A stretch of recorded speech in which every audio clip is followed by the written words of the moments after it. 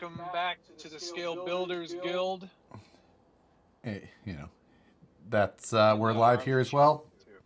Back, Whatever. Who dual, cares about him? dual stream. Matt and I on Dual here again. screen, two screens. Where is it? There it is. I'm just marking out where you are on my screen. Yeah. Very small. Do Hi. Hello. audio checks. Welcome. Make sure everything's good.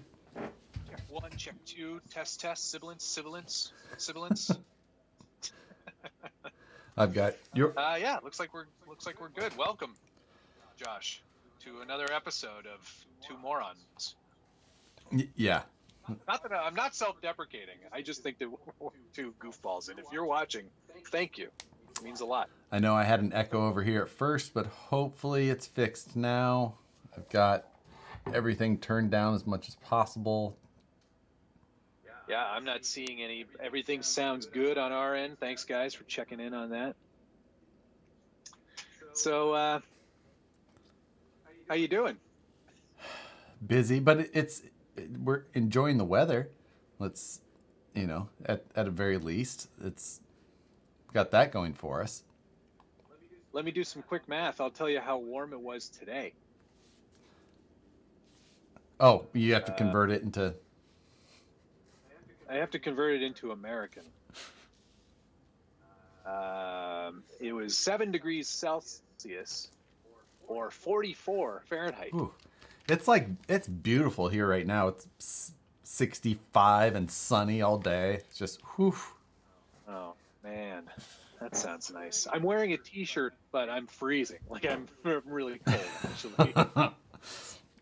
Yeah, we've been super busy, so it's just all day going, getting back home, and then finally get back to work on the things that I would have liked to have done while I was at work. Well, that's nice. I'm not as busy. Advertising kind of slows down during a global pandemic, apparently. Yeah, but that's okay. I am doing some work on some YouTube videos for this channel. I've got some stuff happening on the Element truck, so there'll be an update on that probably tomorrow. And then I also picked up a gig through a director that I'm working with. We're just doing a little spec spot. But it's a connection. It's a good guy, and should be a fun project. Nice. That's a real job. So. With all this time off, it looks like you've spent some time painting. And that's I assume what we'll see in your Element video is your new paint job. Yeah, I'm gonna cut to it right now so everyone can see it. It's a loud paint job. I've shown Josh a couple of stills. I've got all the stickers on there now and sanded and painted all the Knight Customs bits that I printed myself from the My Mini factory. Oh, that's right, because that's the metric body, right? Metric body. That's correct. Yeah. So it sort of looks like a Tacoma. So I changed the Taco Bell logo and made it a Tacoma. Bel Grande. Quite the stretch there with the imagination. Yeah. And I wanted to do something a little retro, a little bit different. So it's really got like this 90s inspired Taco Bell paint. It would be like if a restaurant exploded onto a truck. Right. Sort of what it looked and like. No better restaurant to imagine exploding than a Taco Bell. Yeah, you're absolutely right. But although a Taco Bell explosion would have been probably better represented by one of my paint jobs. This is true. I mean, you're a decent painter. I mean, for someone who uses a chip brush to paint all of his bodies. So, looks good. Also, I'm not gonna. Well, I'll show everybody. I did the hood there with a big Taco Bell Tacoma logo, and the motor is in there, painted and detailed. Oops, I just turned the bumper over. Oh boy, not everything is totally done yet, but there's the motor in there too. It's another Knight Customs piece. This is for the metric body, so it looks pretty good. Josh, I'll show you. Yeah. In the other camera here, just for fun. Yeah, the purple, pink, and teal, like that's. Let me go to the. Look at that. Oh, nice job on your engine bay there. Thanks. It's got 11 cylinders. Oh. And, probably like a turbo booster or something. I don't know. No, I don't know. I don't know about that, but. Oh, you did the full rack and everything. I haven't seen that yet. Oh yeah, man. I did the works on this one. I've even got a cooler in the back there that's not glued in, which is banging around. Put a good license plate on there too. Oh. Yeah. And one of our license or bumper stickers there. Chef Mike Gulliver. Yeah. There's some odd ducks that hang over at that website. I don't know any of them. Right. If I'm honest. No, that's certainly. You guys. Yeah, that's looking good. What are you doing for an interior though? It's just. I don't know yet. I'm gonna put one in eventually, but I haven't yet decided on one that fits well. I'm not even sure. This is how bad I am about products. I don't know if Proline actually does an interior for the metric body. My guess is don't. Yeah, I mean, I don't know if you can use like that late model interior or what they have to just. They have one for the 4Runner, don't they? That one might fit. Yeah, something like that. I'm sure there's one you can cut up and fit in there. Yeah, I'm not going to do a styrene interior. It's already getting pretty heavy with all these printed parts on it, so we'll just leave it at that. Yeah, what did you put in that? What did you do on the rebuild with motor and ESC? Did you just put a 5-slot reedy in it? I did, yeah. I kept it pretty simple, but I like that motor. I like it a lot. They're nice and smooth, good low end, plenty of torque. Yeah, the 5 slots in general, I think are, just that's the stuff. If I'm running a brush motor, it's normally going to be a 5-slot. So. Yeah. And that reedy one's a good choice. I need to do some more with my element. I'm liking the look of this one now. I think it kind of has a nice kind of overland style look because of that rack on the back. Oh yeah. Yeah.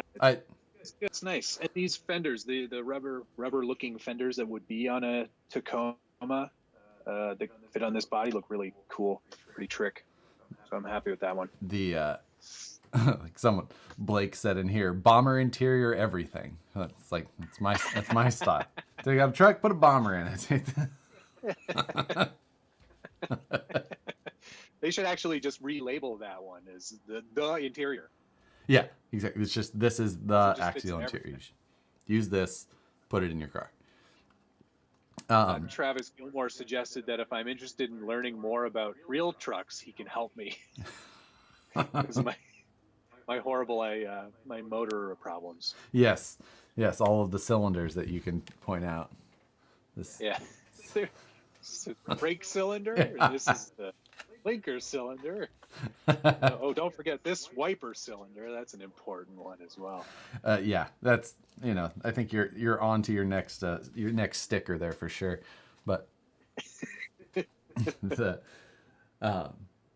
was I going to say about that? I got to choose something to do with my enduro. Turn it into something. Build a chassis on it, or do something like this maybe. Choose a different restaurant from the 90s. Like the Reading Club from Pizza Hut, or Pizza Hut. They always had those like the lights over each table that were like the crinkly glass. Oh yeah, the best. What was I going to suggest? Oh, you could do like a Mayor McCheese version. Oh, what? Don't you remember Mayor McCheese from McDonald's Playland? No. Didn't you have those characters? Oh man, there's like Grimace and Ronald McDonald and Hamburglar. Yep. Well, there was also Mayor McCheese. He was like, you didn't have Mayor I McCheese? don't think so. Oh. No, we had the Hamburglar and Grimace. I don't remember. I mean, maybe we had the cheese, but that's the least remembered McDonald's figure of all times for sure. Mayor McCheese. Like, I've got tons. I grew up in that era where there was a lot of weird things going on. Do you remember the Noid? oh, Avoid the Noid from Domino's? Yep, Yeah. I remember that. That was let's see, what else, what other weird, man. I do remember the Book It reading program. That was the Pizza Hut one. You got all the stars, and you got yourself a personal pan pizza if you read yourself like 8 books or something. Wow. I'm sure nobody got all like. Right. There's no way everybody. Yeah. I read it. Yeah. Where's my personal pan pizza? Yeah. I skimmed it. Yeah, exactly. Yeah. Okay. Evidently, I'm wrong because a lot of people here remember Mayor McCheese. All right. Thank you very much. I'm Googling Mayor McCheese because. All right. Well, you Google that. I'm going to answer some questions here. EK Polly was asking, what's the rule for the SCX10 III 4-piece frame rails in class 1 or 2? I don't think that's an issue. I think that it's a set of frame rails, and yeah, it's the same thing. They had that same thing for. Fits into 1 or 2 or 3. Yeah, I mean, the Fitera frame rails are basically the same design, so. Huh. Yeah, I mean, this is definitely the creepiest looking mascot thing I've ever seen. It could be worse.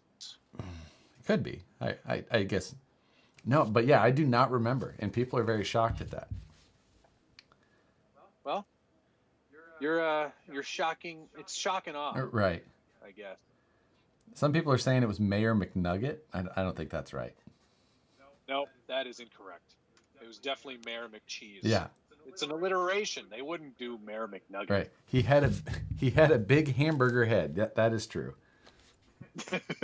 It's totally accurate in that regard. Here's another question. It's actually more of a statement. Peter Piccolo says, I have to let you know my audio settings because it's crystal clear on my end and garbage on your end. I don't know what's going on there. It's probably just because you have 2 microphones. It's just probably. I only have one mic going. Oh, you do? Yeah. Okay. Well, maybe it's because I have headphones on. It could be. So I'm only hearing you through here, and not through the computer or whatever. Oh, somebody said Chuck E. Cheese. You could do a Chuck E. Cheese theme truck. Oh God, there were so many. Yeah, the rat and the. Oof. The animatronic. Yeah. The things of nightmare, like nothing messed with. Oof. Yeah, let's see. Real quick, these are Owen Bass. These are Proline BFG MTs, the Mud Terrain KM3 tires, which are a great tire. Everyone loves this tire, Josh included. Right? Which one are you using? You like the 419 KM3s? Yeah. Yeah, they're a good looking tire. I don't know that I don't think their performance is like quite as good as the Hyrax, but they're still a. No. It's a good looking tire. Definitely a good looking tire. Good scale looks. Let's see. Outer diameter is 4.19. Ryan's asking what wheels I'm going to put on my 10.3 here. Oh, wait. Before you answer, let me guess. Okay. Let me guess which tires or wheels you're going to put. You're going to have to get, well, here's the thing. I haven't told you what my paint color is going to go back to. It doesn't matter. All right. You got to choose doesn't matter. Style and color. Style and color from the Vanquish lineup or Incision lineup of wheels, because I'm pretty sure you're not going to run anything else. Yeah. I don't understand that. What's your affinity Right. with that color? Anyway, I'm gonna say because you're special that you, and that could go a lot of different ways. But I think you're gonna do a special color that might not be available or might become available, but you're gonna do. I think you're gonna do a roost in bronze. So I do have bronze roosts, like one pair, one set. But so you're kind of right, but not right. So what I think I'm going to do is another set of Method 101s in bronze, but not in acid etched. So not that matte finish. So it'll actually be like a shiny bronze finish rather than that like dusted finish. Okay. All right. I like it. Yeah. So, because I think that's going to go with my body color better now. Which is what? Black? Black and then like 4 other shades of gray. So, oh, really? No. It will, I was going to go back with like a bright green, which would have been like my ultra over there. But since I just did that ultra and green, and with the gold wheels, which looks that combo looks so good, that green and gold. I mean, sure, it's pretty perfect. Yeah, for colorblind people. Or yeah, for people of taste. But then I decided, I don't think. So instead, I think I went back to the most predictable color option, but with some extra at the same time. So. All right. Well, I'm keen to see what your painter does for you. Yes. Oh yeah. And it's definitely not being done by me. And when I say like I made, I just sent messages being like, yeah, okay. Yeah, there's no way. There's no way. He's actually the guy you're using. He's going to do my Nova body for me for my drag car. Oh, nice. Yeah, because it's a big body. I'm lazy. And I've been painting a lot of Lexan it's like lately, so it's a trash can. How much there is around that body. Oh. Yeah. And with most of like my hobby shop is doing local pickup, but I'm kind of low on paint too, so I don't want to blast through any of these cans if I don't need to. Oh. Because it'll ruin my display over here. Oh yeah, poor you. Did you see I organized my paint drawer the other day? Yeah, is it just all the orange paints next to all the other orange paints? Well, I mean, there's a lot of orange paint, and then there was 2 other colors. There was black and gray, or silver. Good for you. Yeah, but there's I'm proud. There's probably like 15 cans in there, but there's just 3 colors. Yeah, I wonder if anybody would like to guess at how many different colors of Tamiya paint I have. There's a lot up there. Yeah. And you could just freeze frame any video and just count. Yeah, that's. I mean, I have like 3 other extra colors that I keep up here on the shelf, just so that it looks like I have other colors. Those are the decorative colors. But they're just those colors that obviously are going to be useless. Some guys are asking questions about Proline paint and Lexan body paint and stuff. The Proline paint, especially for the body that I did here, this is a custom color that I did with Proline paint. Everything else is a Tamiya color. But one thing to mention about the Proline paint is that while it is made for Lexan, because it comes out of an airbrush, it doesn't have the same pressure and it doesn't have the same kind of chemical bonding agents that, say, like a Tamiya PS paint might have. So you have to go on in multiple coats, dry in between each one, and I use my heat gun. And then what I do is I back it with a Tamiya PS final coat. And that's just to make sure it seals in, because the Tamiya paint will actually seal a lot better than the Proline paint will on its own. So that's my kind of tip, if you're going to use the Proline stuff, you definitely have to back it with a PS. And that's all I'm going to say about that. Yeah. It's important you do it though, otherwise it'll scrape right off. That's my findings anyway, and I've asked them about it, and I get varying degrees of response on that. Some people say that it's because I'm not shooting with enough pressure out of my airbrush, which is entirely possible. It might be drying too quickly before it actually gets to the body. Oh, I see what they're saying. Keep it close, and then do a PS layer at the end. Right. That's it. Yeah. So, in an effort. Oh, hold on. First, we got a question. Angelo just got his VS410 Ultra and a Mamba X for the ESC. Which motor and servo do you use for that truck? So for me, I like a 2700 kV motor. So like a 2700 Polar Pro is great in there. 3100 Rock 412 is good in there. Something a little bit more on the budget side would be like the Castle 2850. I don't like the Castle motors quite as much. They're a little soft on the bottom end. They just don't quite have the torque of the Holmes or the Tekin, but still decent. So I assume that you want to go brushless, so that's the route I would go.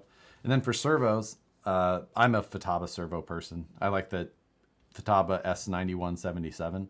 It's about a $150 servo. It's about 600 ounce inches, but it's got just amazingly strong gears. It lasts a long time. It just, age-wise, that servo seems to do the best for me. Just a servo that I really, really like. You can also use like the ProTech, I'm going to, TBL something. Why can't I remember? They're black. It's not the ones, not T, and I can't remember. Just say a bunch of random numbers. Random numbers, man. Nobody will, just Google it. Yeah, ProTech 390 TBL. Why am I making 2198? I'm absolutely just mind blanking right now. Oh, I know what I have one. Probably got one around there. Let him search for it. Richard, pardon my noob, says that Chuck E. Cheese was originally called Rick Rats, and I always thought it was called Charles Cheddar. No, did you guys have Showbiz Pizza? No, we did not get Showbiz. So ours was called Showbiz Pizza, and then it changed to Chuck E. Cheese. Yes, and 370 TBL is the number of the servo. I had some of those numbers right.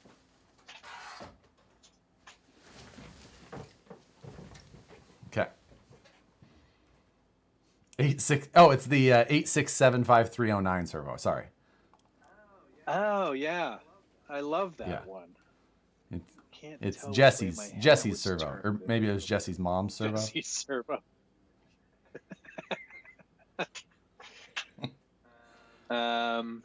The 90s called They Want Their Paint Scheme Back. It's true though. This is definitely a truck from the 90s. Although the body, not a 90s era Tacoma, but don't worry about it. No, yeah, true. Yeah. The let's see.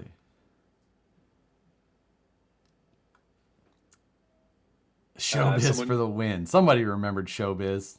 Yeah, Showbiz came up in my comments too. Project One said Showbiz. Showbiz way back in the day. They were bought out by Chuck E. Cheese. But I think Showbiz was more regional. Oh, that could be. Midwest people, we might have had the Showbiz. Right, okay. You guys got pizza parties. I got shut up and eat your dinner party. At least you had dinner. Yeah. Right. Small Factory Studio suggested a Cool Whip themed truck. Whip? What? Cool Why are you Whip. Accentuating the H so much? What? I don't know what you're talking about. All right. Have you tried the Tekin servos much yet, Matt? Oh, yes. I have Tekin servos in a lot of trucks. Do you? Hold on a second. I have Tekin servos in boxes still. What do I have them in? I've got a Tekin servo in the Loco Hawk, which is overkill because that doesn't really go anywhere. What else do I have one in? Tekin servo I've got in box. We're going to join you in the DJ club. Oh, sweet. I've always wanted to be like a. Now we're like Daft Punk. Oh, yay. But yes, I have a lot of Tekin servos. I think they're really great. What I like about them is they interface with the programming doodad that they have. They're hot wire. Oh, yeah. That is a... The hot wire is super nice, and also, you know, then... Well, I don't know. Can you do the... Can you program them through their Bluetooth? Yes. Wow. I believe you can. Oh, this sounds way better. You should always have your headphones. You can actually tell... well, I can tell. I guess I'll do that. I've been looking at an excuse to buy new headphones. Some, you know. These are great.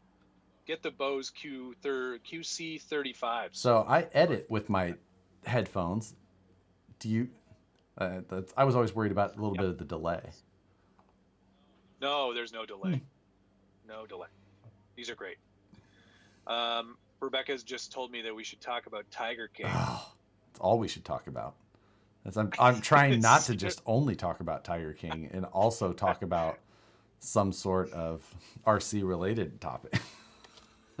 I wish there was a way that we could talk about Tiger King and RC, and the only way that I can think of is RC Four Wheel Drive's April Fool's joke today, which was pretty good. You know, and just honestly, I think that Joe would just fit right in with the rest of the cast and crew from the RC Four Wheel Drive figure line. So That's so true. Oh my gosh, I hadn't thought about that. But like Clay, yeah, him, Rick, and Mike would just have a, you know, they probably already worked there. Yeah, exactly. Or visit the same websites at least. If you haven't seen Tiger King, I think we'll both highly recommend that you watch it. Binge it. Get it all done in one day. I've actually watched most of it twice. Because I watched it all in here while working on car, just doing that. And then, you know, of course, I was obsessed with it. And it was on Saturday. I went out. I told Nicole, like, start it now. Yeah, that's, yep. You start it right now. And all up right now. Just finish it. Right. And then she spent the rest of the day looking up Tiger King memes. Of which there are many. Oh, there's some good ones too. Real quick, Evolution 8R just confirmed that you cannot use the Bluetooth for the servo. Okay. So that's must plug into PC. But thank you for that. Appreciate it. Yeah. What I loved about it was that it just seemed so fantastically impossible from beginning to end. There was that story, just to me, it read and watched like a movie, like someone had written this script and these guys were just acting out the lunacy of that whole thing, but it was real. Yeah, you know, and it honestly, it reminded me a lot of home. Just you know, the Midwest and just right, your time on your dad's Tiger rant. Yeah, the whole thing. It's like only $2,000 for a baby tiger, like. I know that's one of the best memes. Yeah, where it's like the man and the wife are sitting in bed, turned away from each other, and she's like, "I wonder if he's thinking about me." And in his head, it's like, "I can't believe that you could buy a tiger for only $2,000." Yeah, I mean, I think we'd all have tigers if we had known that. Yeah, and. Would you? Okay, here's a good question. Would you trade a Ripper for 2 tigers? I mean, my backyard is not that big, so I think I'd have to limit myself to 1 tiger. Like, it's a lot of returned Walmart meat that you'd have to feed them too. So. Yeah. However, just the area that I live, I'm going to tell you, like, the weather is just right. You get a pretty good whiff of a dog food plant that's not too far from here. So wow, to think I was considering moving here. If I could just divert a truck, like. That's great. Oh, Tony the Tiger themed truck, like barbecue. Oh, Frosted Flakes. For me, orange. Just. That's pretty good. Or Chester Cheetah. Wasn't he Chester Cheeto? No, he's a Cheeto. I know, but did they actually call him Chester Cheeto? I think you're right. Chester Cheeto. Well, he was 4 Cheetos. Like, is it that much? Well, yeah, but he's a cheetah. Yeah, I guess they did still stay with it right on the nose there, huh? Don't question me on advertising. Oh, okay, that's true. I know it all. Okay, who was the Pink Panther the mascot for? Roxel, or maybe it's called something different where you're from, but it was the insulation. Yeah. That was a curveball. I didn't know if you get. Oh, curveball. Yeah. Dude, why was there so many insulation commercials when we were growing up? I guess because houses were really poorly constructed. Like, when was the last time you saw an insulation commercial? It's been a long time. It's been a very long time. Yeah, like. But back in the day, it was like every third. I know, like. I can't think of insulation. another insulation company ever, other than the one that the Pink Panther was the spokesperson for. I have a feeling that, it was like very early on, like say, like the house I live in right now was built in 1913. And it's not, I wouldn't say it's super efficient, but I wouldn't also say that it's drafty. But I think between like, say 1950 to like 1985 or so, 1990, houses were just garbage. Yeah. They must have. I mean, the house that we had in Kansas City was built in 55. And I'll say that the insulation quality was a little lacking. Whenever they were stopped allowed to use asbestos, probably is when things really went to hell. Oh, that's it exactly. Like, crap. Yes. Oh, we can't use that Yeah. anymore. Damn it. You know what? We better stop using all this stuff and start advertising for new insulation. That's what it was. People started renovating older homes. They were like, "Oh, Jesus, it's full of poison." Yeah.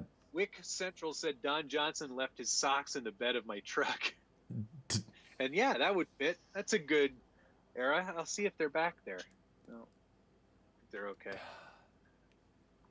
Yeah, that's. I don't even get your reference. You're too old. Don Johnson? Come on. Well, Miami Vice. Yeah, that was kind of before me. How old are you? 36. Okay, you're plenty old to remember Miami Vice. I wasn't old enough to like that be a show I was watching. That's true. I was very adult for my age. Like when was Dallas playing? Early 80s probably. When did Miami Vice play? Early 80s. Huh. Okay, maybe Oh, it's not Chester Cheeto Miami Vice. It's just Miami Vice.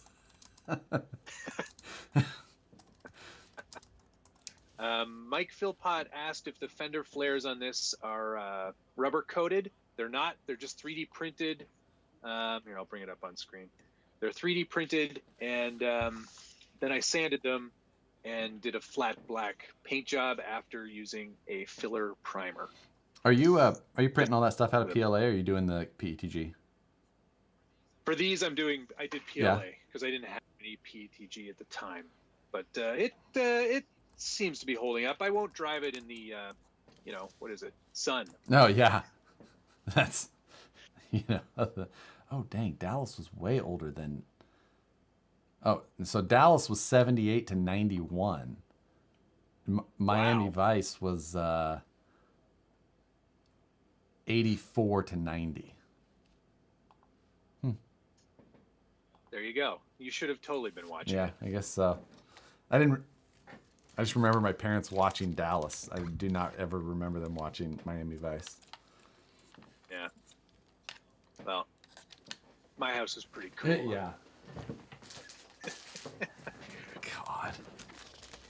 Chainsaw suggested a Tiger King paint scheme. See, now that one I could be on board for. Yeah.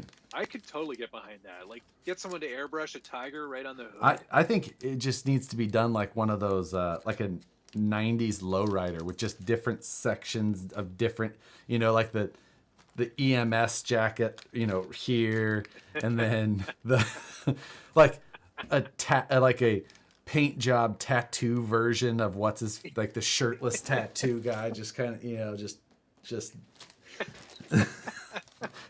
Or just his smile. Yeah. Just his big I'll just knock smile. some of the slots out of the grill.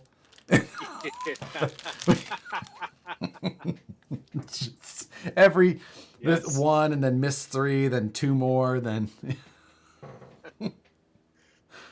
David Cleveland, thanks for the $2.99, my man. Fist bump and emotion. What are those things called? They're stickers, right? Animated stickers that go with it. Those are cool. Never seen one of those before. Yeah, I'm gonna need somebody pretty talented to pull off all of my my paint job ideas now. Yeah, there's no way that it's happening. It sounds like a great idea in theory, but I mean, I think I could pull one off that definitely looked like Joe Exotic did it. I would love, yeah, in one of his meth-addled moments. I would love to actually see you really try on a paint. Yeah? Yeah. I mean, I think I could definitely buy some really nice equipment. Like, I'll go full in, find the I bet you would. and get myself one of those, like, You'd go... Grex paint, and let me get, yeah. Really high spend, but then it still turns out like just one color. I'll paint the top on the outside at least, Right. Well, we're gonna reach for it. Jolene Villas, Tiger King is a documentary series on Netflix, and you should probably watch it. It's incredible. Harry Miller asked if I'm running 3S, do I need anything for the servo, or is there a servo that's fine with 3S? It really actually depends on the ESC that you're running. Most modern day ESCs have a built-in BEC that can handle 3S. There are a few out there that still don't. Depends on which one you get. But anything from like Castle or Tekin, at least the RX4 from Tekin, the Hobbywing stuff, most of them have an internal BEC that'll handle 3S without any trouble. Yeah, most servos now you're going to be in pretty good shape. Yeah. So, shouldn't be too much to worry about. No. Stephen Osgood was asking what motor and ESC would I run in a TRX4? I did a Castle 1900 Mamba X setup. That was pretty nice. It wasn't super fast on 3S, but I don't really go for speed. I go for more control and low end. So 1900 is nice. If you're going to go brushed, what was I running? What did I put in that? You put a Reedy in your Sport. I did. I put a Reedy 5-slot 16 turn in the TRX4. And getting adventurous. So I know. So rowdy. Yeah, it's pretty intense for old Matt over here. I was running a Hobbywing 1080 with that one, so you can go budget, you can go a little more expensive, but lots of different options. Yeah, let's see. What did I run in mine? I stayed brushing mine too. I think I just went with I went and just kept it easy with like a pretty stockish motor, but I think that was just out of ease. Yeah, well, because those were budget builds too, right? So we kind of tried to keep it cheap. I dropped the little piece that came out of, or that goes on top of the servo. Or I dropped something, because never mind. What are you putting a servo in right now? I'm working on the installing the micro servos on the SCX10 III. Are you you're running this as intended from the manual, so 2-speed and dig, or just dig? Yeah, I'm gonna put both of them in there for now. Okay. You ever got yourself one of these little servo controller testers? Oh, yeah, but you know what I did? What? I plugged it into a 3S battery and blew it up. That's nice. It made a lot of noise. Wow. Yeah. Yeah. Yeah, you would have had to like wire that up special. You had to wire up like a special little plug and everything to do that. I think I did. Wow. I did something dumb with it. That's for sure. That's it's gone now. wow. Well, kudos. Hey, yeah, dude. Sometimes you have to have some fun with it. Right. Like, those are some of those ones like you sometimes just go, I'm not going to tell anybody about that. Yeah. And then I'm going to wait until a live stream like 2 months from now, and I'm going to tell everyone on the internet about it. I'm not doing any building tonight. You know what I did though? I finally wired up my Kyosho Ultima, and I took that out for a rip today. Oh, nice. Yeah. I just ripped it around on the pavement out front of the house because I don't want to go anywhere or do anything. Right. But this thing is fun. Even I just threw a nickel metal hydride battery in there, and on the brushless system that I put in there, it was like, this is a fun little ripper. It was a blast. But I think it'll do better on 2S. I think that's probably the sweet spot for this thing. Yeah. The ESC and motor came out of my SC10 short course truck. So it's a sensor-less, brushless 3300 kV motor, and just a straight-up simple Futaba steering servo. But this thing it rips. It's a lot of vintage fun. Yeah, I think I'm gonna use a very similar brushless system. I'm gonna use the stock one out of my DB10, and when I put my drag system in that one. Nice. So I don't remember what I did with that when I took it out of there. It's somewhere. I don't know where it is. So yeah. Oh, hold on. This must be this is a Reedy setup right here. So this is the one from the DB10. Oh, there you go. Yeah. But yeah, this is a fun little car. Someone's asking me, where do I get these little things? You can get these like anywhere. I got this one on A-Main, I think, or maybe this is yes. You can get them there anyway. There's like a million brands of them. They're all basically, well, there's some that are basically the same. This is an all aluminum housing one. Some of them are just like a shell with the open ends.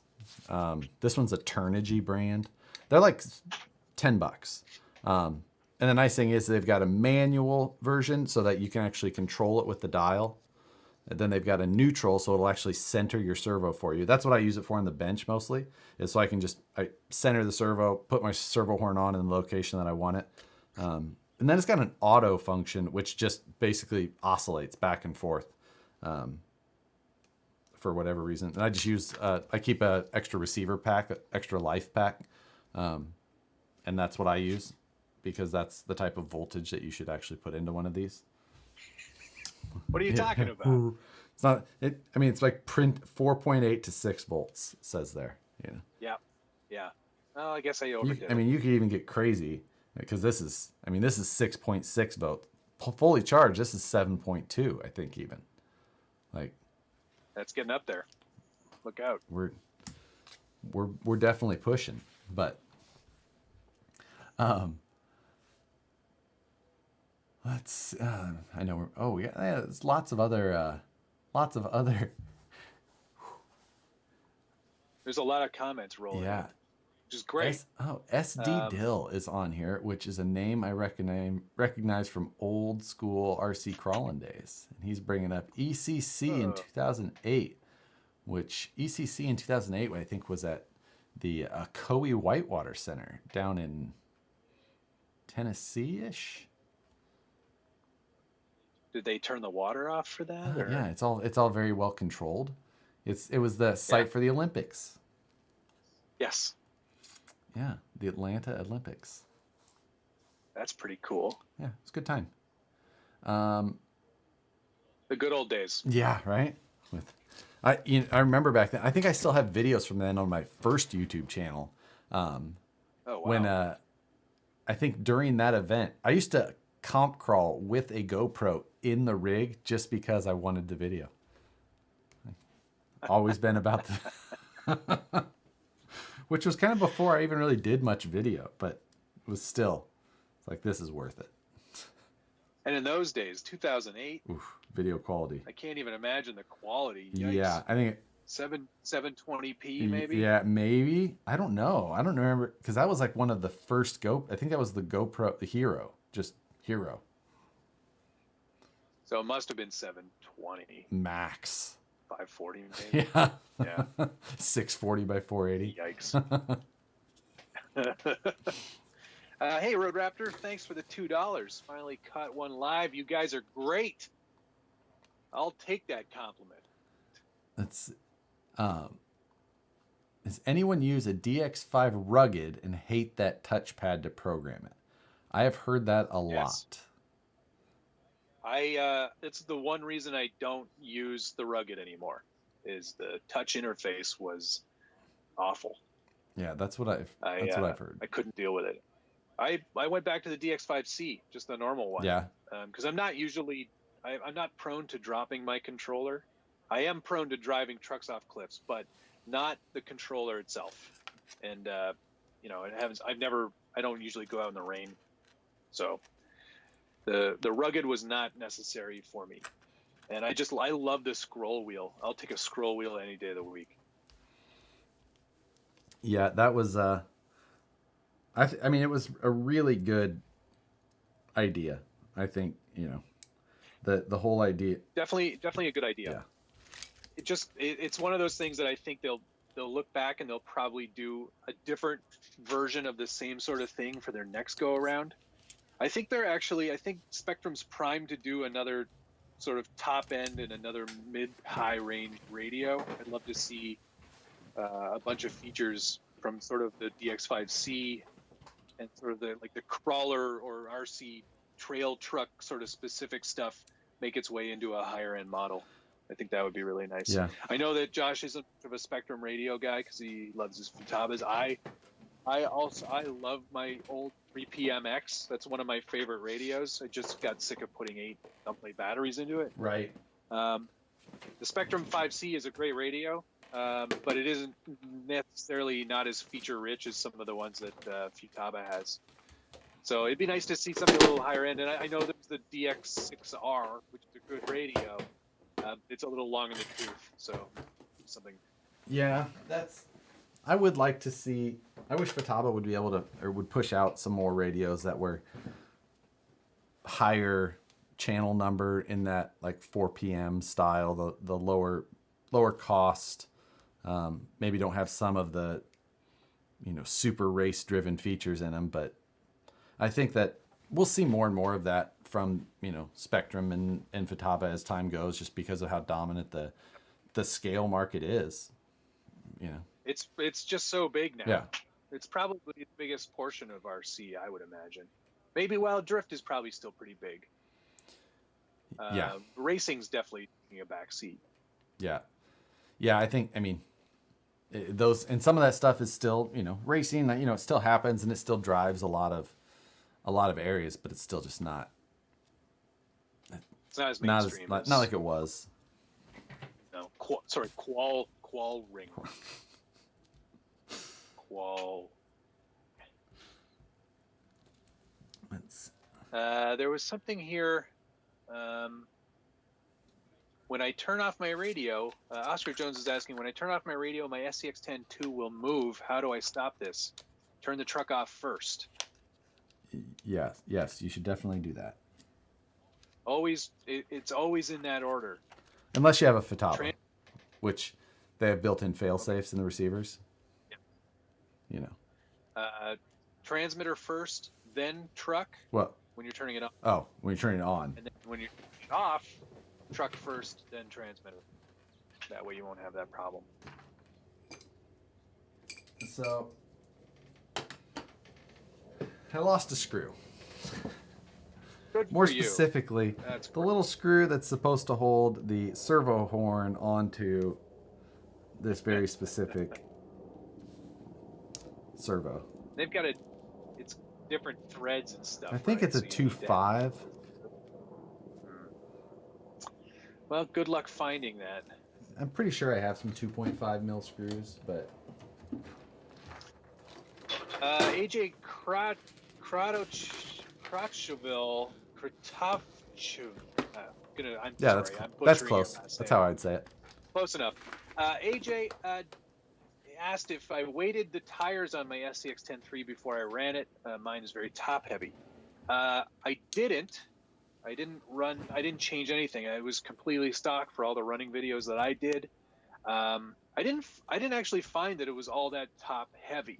And if you watch some of the other driving videos, it's no more top heavy than TRX4 or any of the competitors that have portal axles. I'm just trying to think of any other competitors that do. I mean, the body, there's a lot of weight up there, but I didn't find it to be super high up.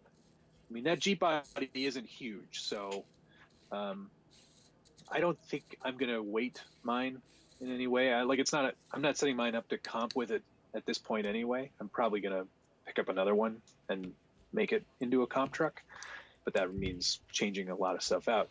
So we'll see how it performs at that point. But I didn't actually find it to be all that top heavy.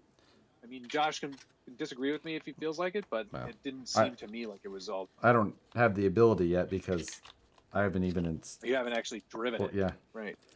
Nor have That's I fair. installed the body even. Nor do you even have the body. And I have actually. Richard's sending me his because he doesn't want to do a Jeep on it. I saw Richard's videos this week. He's really going for the sponsor dollars. Yes, okay. Send me money. Send me money. Which is not at all how it works. For the record. Yeah. I don't think I've directly ever exchanged money for anything I've done on YouTube. That's just not how it works. I don't think I have either. No, there's no money in this. We should be better at this. We should be. Maybe we should get into like tech reviews or something. Right. Yeah, that's. Like there's probably money in that, but I have zero interest in doing those types of videos. This is way more fun. Yeah, exactly. Especially, This is why we do it, right? It's for the fun, for the camaraderie, for the community, right. For playing toys. Well, they're not toys. These are scale accurate models. Yeah, they're scale accurate models. Can you see my Taco Bell truck? Yes. And it's very nice. Yeah. My fancy hot glue gun made these parts. I glued them to it. Colton Moore was asking, how can I run 6-volt LEDs on a 3S LiPo? So I would. Well, I'll let Josh answer this because based on my experience with servo. Yeah, exactly. Let's talk to Mr. Voltage over there. So there's a couple of things that you could do. Like if you just have a 6-volt LED string, the best thing to probably do is to plug that right into your receiver, because most likely your ESC is dropping that down to something close to 6 volts, or at least within an acceptable range that you're most likely not going to burn them up. So that would probably be your best route to go, is just plug them right into your receiver. Otherwise, there is things you could do with, getting a resistor pack or using a BEC to step your voltage down in a programmable way. But if it was me, 6 volts, plug it right into your receiver. Yep, that's the right way to do it. That's what I would do. Right. It's the easiest way to do it. Yeah, I mean, it will likely cost you $0.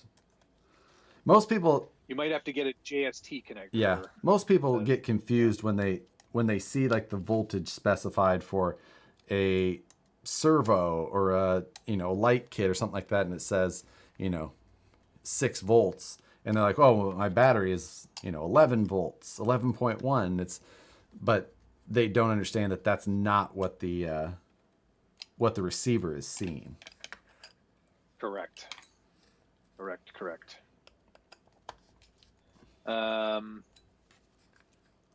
Brian Fisher wants to know if a DX6 stick transmitter can work for an RC crawler or car.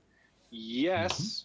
In fact, if you go way back in time when the Tamiya Bruiser came out, that was a stick radio because it had all the shifting stuff going on. Yeah.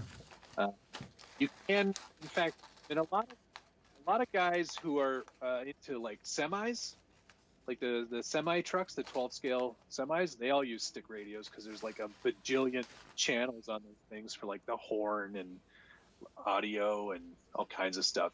They all use stick radios. It's possible. Used to be popular in comp crawling too, back in the day when we didn't have a lot of multi-channel radio options. Multi-channel radio. Yeah, I said it right. Yeah. You did. Yeah, it's definitely, it can be a steep learning curve if you're more like into pistol radios, which I am. I just prefer the feeling of a steering wheel, I guess. But yeah, you can totally use one. It's just up to the user. Let's see if what I've missed over here.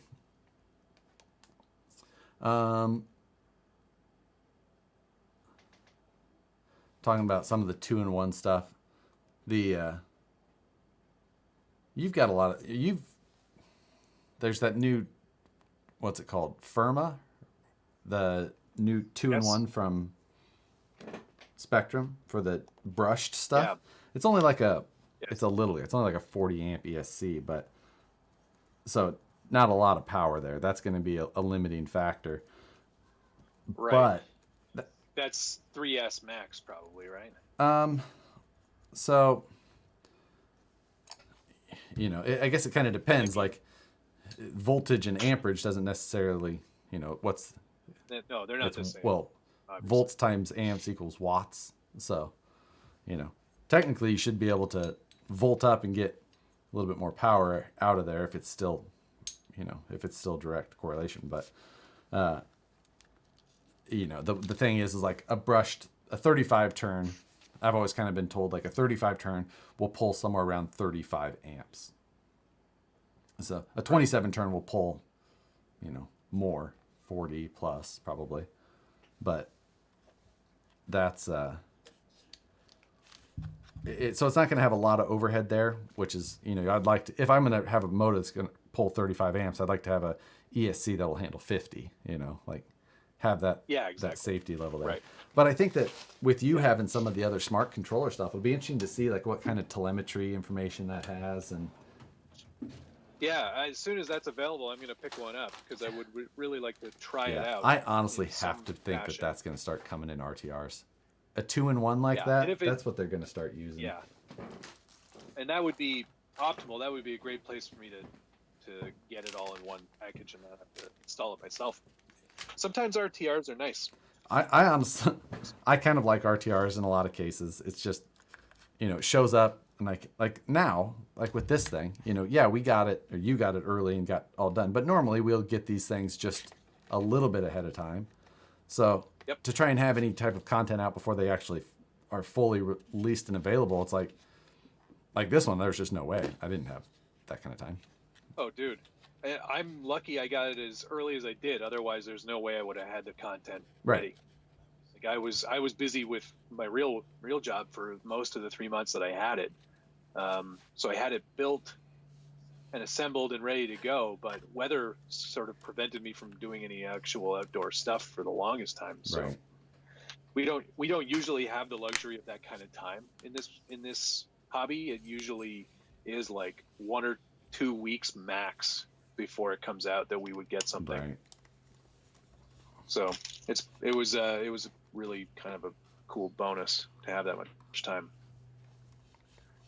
So yeah, and but regardless, still, I'm looking forward to driving this thing. So at this point, I really don't know how I truly feel about it. We'll just see. There's Yeah, I loved it, and I still do. I think it's a really great effort from Axial. It's nice to see a whole new design that doesn't have any carryover, right. except for some minor bits and pieces. It's a pretty great truck. It's nice and robust. I like the weight of it. I like all of the features, minus the 2-speed. I could totally do without that.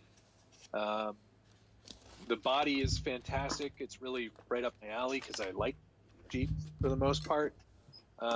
Yeah, there isn't much about it that I really didn't love. There were a few things. I mean, I wish that there was a straight axle right out of the gate as an option. That would have been super cool.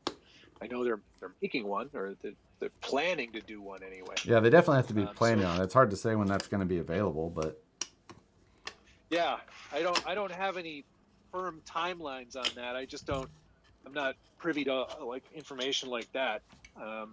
But based on the manual, you have to think that something is coming. Right.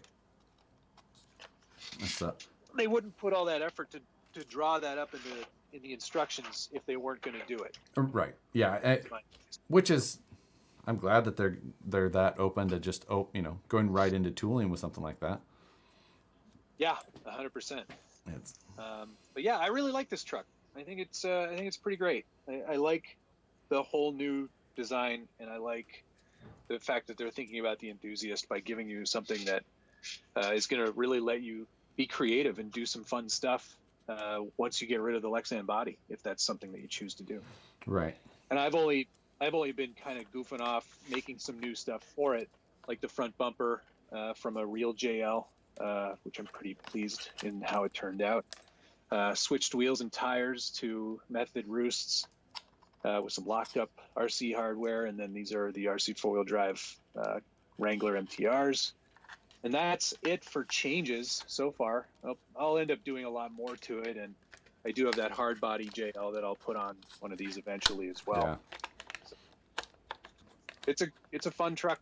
I liked it. Somebody asked, who was it here? Jeremy Burris asked or said, when you were driving the 10.3, it seemed like it had a lot of torque twist, and I don't remember seeing a lot of torque twist. Maybe when I was launching it in second gear, it definitely.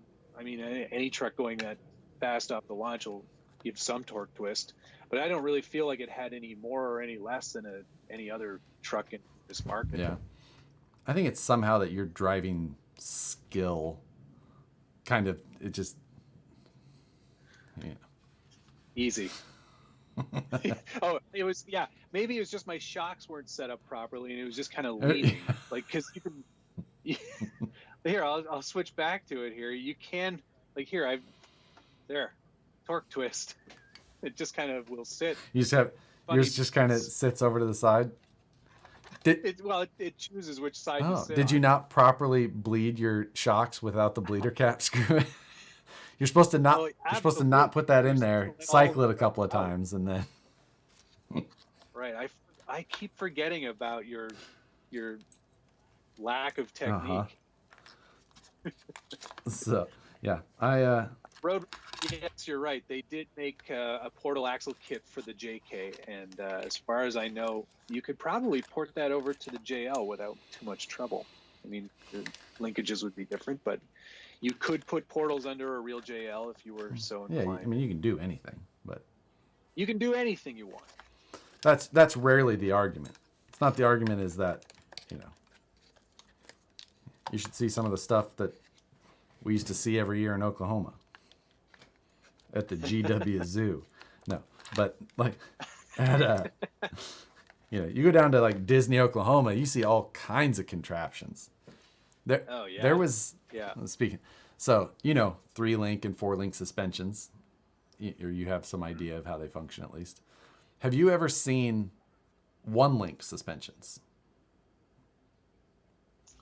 So no. A 1-link is basically where you weld solid to the axle and then it comes back, and it's welded to the axle at a way that it stops the rotation as well. So there isn't upper and lower links. There's just one set of links that goes to the axle, and it comes back and it all welded together like a big A-frame, and then you have a single pivot at the chassis. Okay? And then you have a panhard mount to still locate it side to side. Sure. In Oklahoma, we had seen a number of those, and the single pivot that they had in the center was a trailer ball and a trailer hitch, and then they just weld that all together, and you have your Oklahoma one link. Like, whew, amazing. It is special. Yeah, that is something. Yeah, else. I mean, it's amazing the things you see people come up with. Yeah, that's crazy. But, you know. Well, you know what? If it works, I mean, I wouldn't do it, but. Right. But you paint trucks like Taco Bell, so who's right and who's wrong here? I don't know. My wife and I were having a discussion about Arby's the other night. Okay. I don't think Arby's it's not super popular here anymore. I doubt it's popular in the U.S. as well. It's pretty popular here. I mean, but I worked there when I was a teenager. Really? It was my first job. Yeah, it was my first job when I was 14. I worked at Arby's. I loved Arby's. Until you worked there. I loved it there. No, even after I worked there. Yeah, nothing changed. But that would be a great livery to do. Because it's got a very iconic logo. It does. I mean, but Arby's never really had great, like, did they ever really have great marketing? Like, does anybody really know? Other than $5 for $5, like, what did they ever have? Yeah. Or 5 for $5.95, right? Yeah, something like that. Yeah. Yeah, I don't know. So, Arby's is the best fast food. The I'm too much says, and I can't agree with you on that. Yeah, I think I would, like, if I was choosing a fast food joint, I'd probably choose Wendy's. Their burgers are pretty good. I've never eat burgers at Wendy's. Wendy's spicy chicken sandwich is fantastic. There's almost no better item on any fast food menu than a Frosty. That's also true.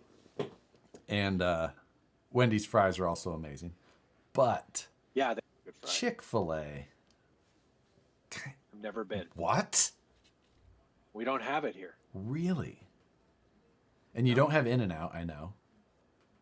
No, but I went to In-N-Out with Badger, and I didn't like it.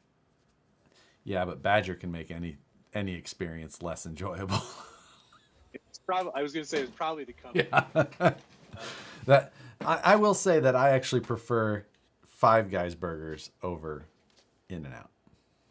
Yeah, we have Five Guys. I would definitely say that. So, I liked Five Guys better. But I just don't get it. It's not good. Like in the cheese fries, when I get cheese fries, I don't get that. I expect the cheese to be real cheese. I don't want that liquid garbage that squirts out of a hot. I don't love In-N-Out's fries, that's for sure. But no, they're not good. I'm telling you right now, Chick-fil-A out here is just killing it. Like they're just people through the lines are out of the drive-through, out of the parking lot, like through the Office Max parking lot next to it, the one closest to our shop. And they've got like 4 people out there as parking, or as traffic, and they're just dual. Oh man. Oh my god. Just on That's top insane. of it. You know what? It's probably because I haven't been to work in 3 weeks. It's probably my lack of protein, because we mostly eat vegan here at home, that I'm like, of course, thinking a lot about hamburgers. Don't knock it until you try it, Josh. Hey. Just being home and not being at work, I think I've lost about 12 pounds. Oh wow.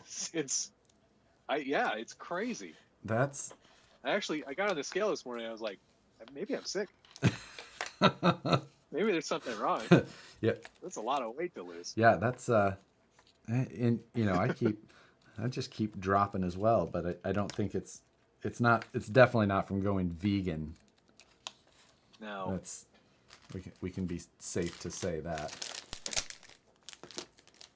But somebody was Sean Snowder asked, how wide is the SCX10 II rear axle, and would it be narrow enough to fit under a 300 millimeter drag body with slicks? Well, we did that with the drag cars. We didn't put a drag body on them though. But I don't know. It's like what, 8.25 inches or something on an SCX10 II. I've got an axle here somewhere. You can measure it for him then.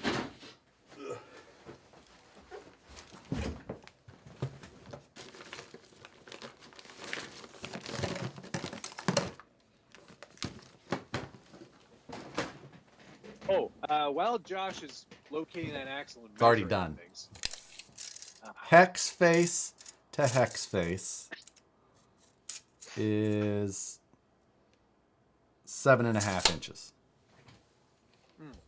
Times 25.4 for millimeters. There you go.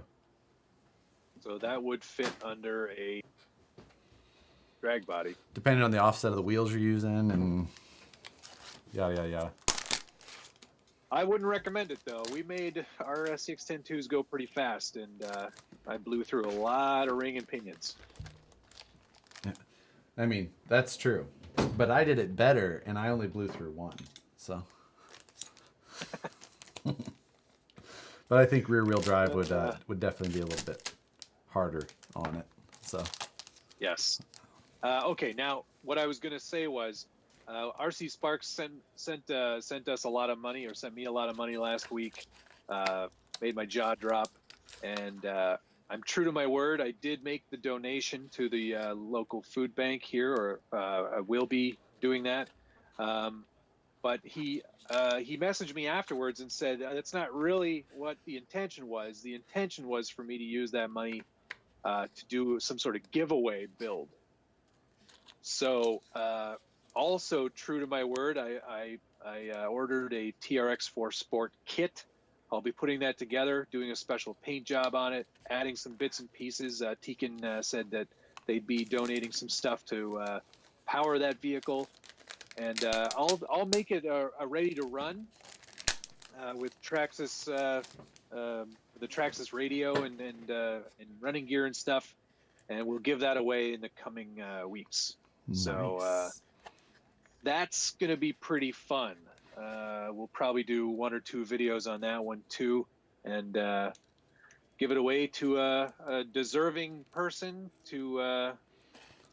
Get them either into this hobby or part of the get them a little more of an upgrade in the hobby, but something nice to give back to the community, especially in this time of weirdness and uncertainty. It's something that Aaron thought would be a really good idea, and it's really, honestly, it's pretty cool that he was checking out the channel. I gotta say, it's pretty humbling to get one with nearly 3 million subscribers to watch this little channel.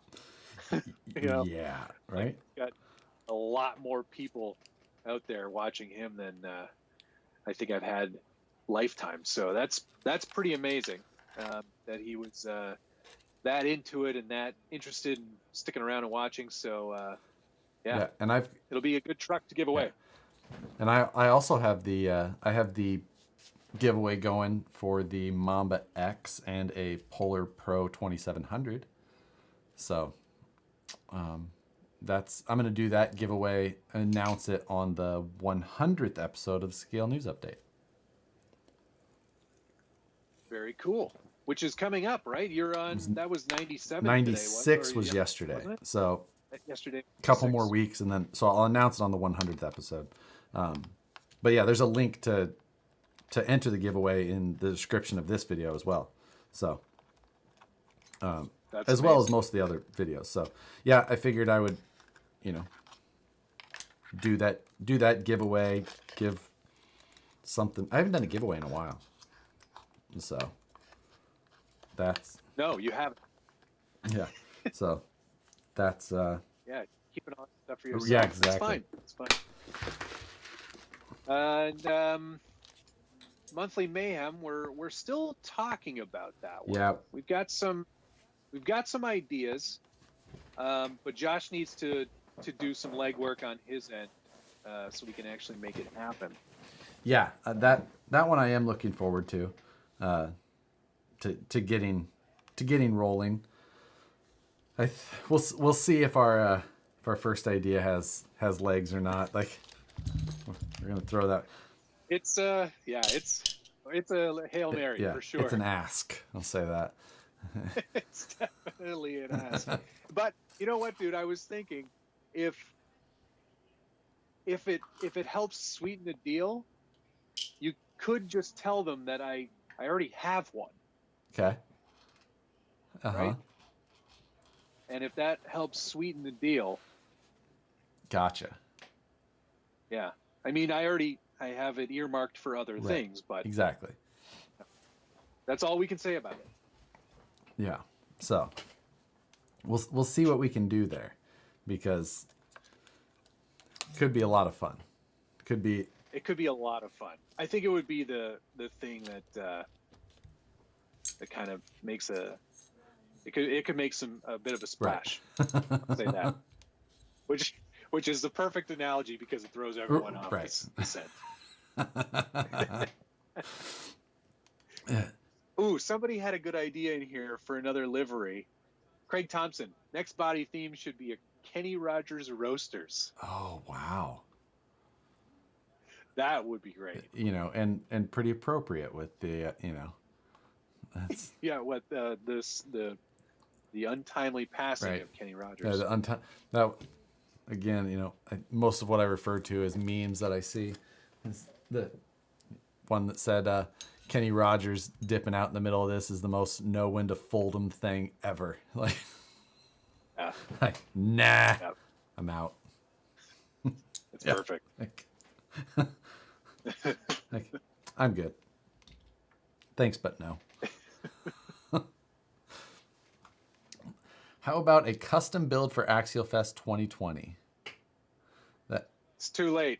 Oh, I won't have time. I won't have time. Yeah, that's. I'll be too busy there anyway. Yeah, that you are hoping to just do work the whole time. I'm hoping to. I'd like to. I'm hoping that everything settles down by then. We can just have a nice, fun RC event. That would be good. Buble. Yeah, orange Buble. Very nice. But yeah, that's at this point I'm wondering if Axial Fest West Coast will be the first RC event of the year for us. It might be. It might be. I just have a hard time wondering what, if anything else will be able to happen before then. But fingers crossed that everything bounces back quickly. Yep, absolutely. And I think the best way for that to happen is for everyone to do exactly what they're supposed to be doing, which is staying home and watching our YouTube channels. Yeah, exactly. On repeat. Yeah. Yeah. If you could just click on some of the longer videos. Yeah. Just let them play. Just let them play. Just go out, do whatever. Well, don't go out. Just go to another room, do whatever you're doing. It doesn't matter if you've already seen it. Yeah, it's fine. Keep letting them play. Those watch time minutes. Which I did hit that number again this week, Matt. So that's good. That's great. Congratulations. It's nice when you have 100 people watching your videos. Yeah, exactly. At least twice. 100 views. Great. T-Shack73, the next overhauling video was shot today because I actually got that truck to a state where I could actually do another video. So that'll come out tomorrow, let's say. Tomorrow afternoon. Yeah. Blake was asking thoughts on Toyzuki chassis or chassis like it, even, to expand, which I think is have you really ever used those comp style flat plate chassis stuff? I built a Toyzuki V2. Did you? Yeah. I don't remember that. I did. I never actually ended up using it. Yeah. Yes. Not because I didn't I didn't like it or didn't see the value in a comp truck. I just at the time I was like, I don't think I want to do any comping, and sold it off. But I got a good price for That's it. good. Yeah.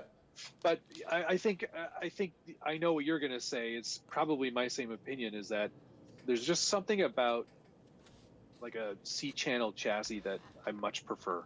As do I. I will say that the first vehicle for my flip truck, I had a VS410 chassis with Capra axles and a VS410 Pro body, but that sold, and well, it was I actually traded a partial trade, got a vehicle in trade plus cash, and I'm going to take, and that is going to be one of the first flat rail chassis trucks I've had in quite a while. But Interesting. more on that. Yeah. So We'll see. yeah, but and it was in state, so shouldn't take long to get here. Oh, cool. That's good. They have their place for sure. Those flat rail sort of chassis. Yeah, because they're designed specifically for comps. They're designed specifically for a nice comps, low center of gravity, and get your motor low. More specifically, they're designed for easy manufacturing. I think that's why they're popular, is because they're so you can manufacture a ton of those things with a $2,000 router. Like, it doesn't take anything to make them. That's why everybody makes them, is because they're easy to make. Yeah. So there's nothing wrong. No, with that. it's like 3D printers. There's a ton of 3D printed right. stuff because they're easy. But and it's just, so that's why there's so many. There's so much and a lot of it's just the marketing that's done behind them and things like that. But they can be done, and they're light, but I think that will be the interesting part. I think getting this one in here and then finishing it, because it's unfinished basically. But yeah, it's going to require some work. It'll be fun. This season I'm going to add some metal fab to all the flip trucks. Whenever one comes in here, I'm actually going to do something to it. Nice. So, is the guy who got my truck, is he happy with it? I believe so. That's great. Yeah, I think that was a fun one to see go on. I'm having fun with the Woods Runner project, and I think I have a plan right now to spend a bunch of money, basically. Spend a bunch. But I want to get into doing carbon fiber molding. Oh, right. Yeah, because there were some carbon pieces on that truck. There was, but that was mainly flat plate that was cut. But yeah. I want to get into I'm going to buy the vacuum pump and all of the materials needed so I can actually pull my own molds and do wet layup carbon fiber. Wow. Because that's exciting. That, I think, hearing a vacuum pump running for 10 or 12 hours is what Nicole is missing around here. Just the ambiance. Absolutely. Yeah. That's what she needs in her life. She won't. So that is, and I'm thinking that I want to try and replicate. I might try to make some of the body panels that are on there. That might be what I might get a new body, try and replicate it, and then pull the molds off of it and actually do carbon fiber for that. I think that sounds like a terrible enough idea that I'm in. Yeah, why not? Yeah. Mondo Speedy asked a while back about the Boom Racing BRX01 truck, and I mentioned that I hadn't seen one.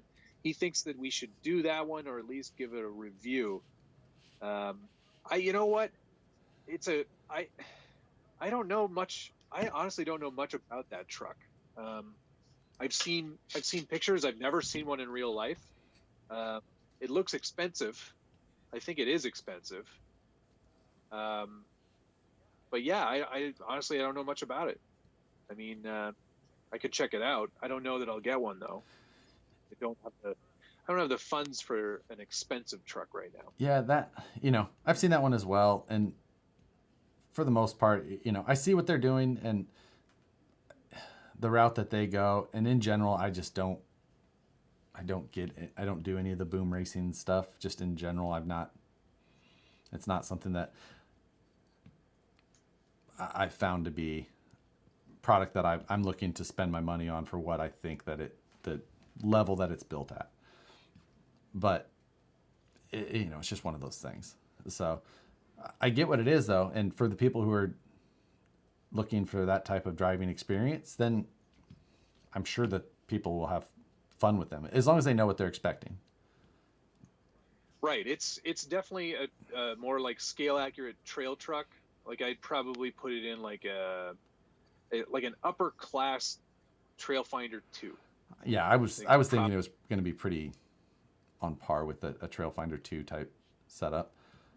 Yeah. I think, is it much or like a low end capo or something? Right. Like I don't remember how expensive like, it is, but yeah, I don't remember either. I think it's in the. Yeah, you know what? Why don't I just go for that? Why are you looking at that?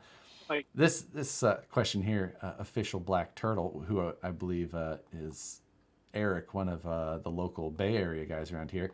He's saying should do look at doing like a local build off of some sort, which is kind of it's something I've thought about before. It would be fun. I'd always like to do right now I really want to do some sort of like short time frame type rush to get this. Here's what it is. You got to start now, get something done in X amount of time, and doing that, you know, with local guys would be interesting. It's hard for me to like turn that into video stuff though, because you can't expect other people to do video as well. But at the same time, I don't know. It would be fun to do a local type thing like that. And especially around here, because there's so many local people that are so into it and some talented guys locally. All right. I found the price. $629. Okay. Is that with a body or without a body? I presume it comes with the LC70? 70. Okay. Yeah. So, not bad. It's up there. It's not bad. I mean, the body on its own is like, what, $100? Oh, man. Isn't that thing more than that? Isn't that LC70 body quite a bit more? Maybe 129. I don't think it's a lot more than that.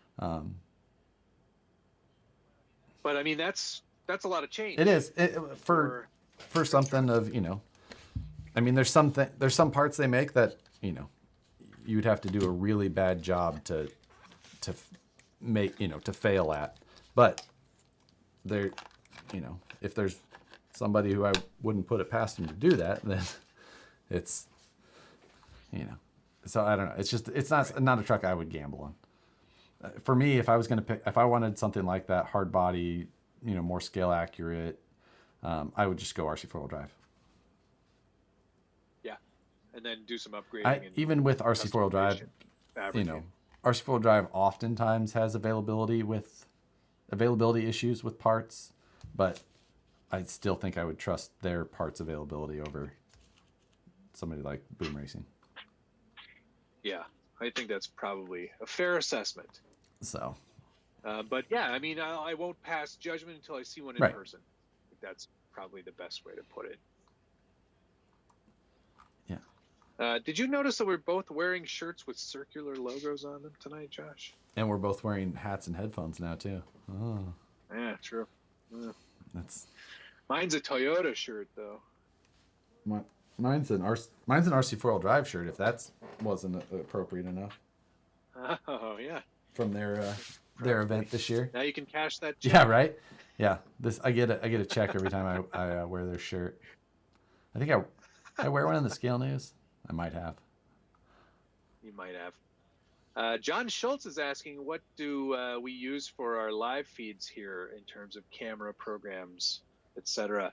I'm using this camera here. The main camera is my MacBook Pro.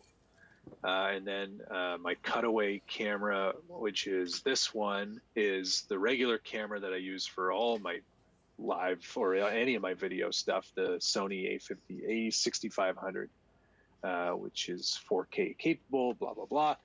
And then when I cut over to Josh on here, that's on Skype. So he's using whatever camera he's using. And this is all running through OBS Studio, which is a free piece of software that is built specifically for live streaming. You can set up to have all these like different windows and on-screen graphics and audio inputs. It's a very robust program. Yep. And yeah, like Matt, mine's pretty similar. My main camera is my Sony A6400. And then I've got, you know, like a desk camera, which I don't use as much when Matt and I are on here, but that's my Canon SL2, which is an, you know, SLR with the zoom and all that. And then I also have like a close-up camera. I don't know what key it's on. It's on one of these keys, but and that's actually like oh, I guess I just have it set up straight wrong. But that's it's just a Logitech high def webcam. So that one I can pick up and just like show something on the bench or whatever. And I just have it on a tripod to be able to quickly grab it. But like Matt said, we're both running through OBS Studio, which basically just sends the information to YouTube or Facebook or wherever you're trying to stream to. And it's nothing special. It doesn't really cost. The only thing that is kind of expensive other than the camera equipment itself is somewhat expensive. But like, since I'm running all of this through a PC, you need capture cards to run the HDMI input into your computer. And those can be between $100 and $400 per camera. So depending on the type of setup you want. Or you can just buy a Mac. You can buy a Mac and just use the webcam for one of them, yes. Or how are you running your A6400 6500 in? Right, that's all going through a Blackmagic Design Thunderbolt to or HDMI to Thunderbolt adapter. That's your capture card. It's like a live transcode in real time. So it's taking a 4K signal and downgrading it to 1080. Right. That's what a capture card is. You can say it with a lot of other words or just call it what it is. You know, it's like either way, same end result. It's fine.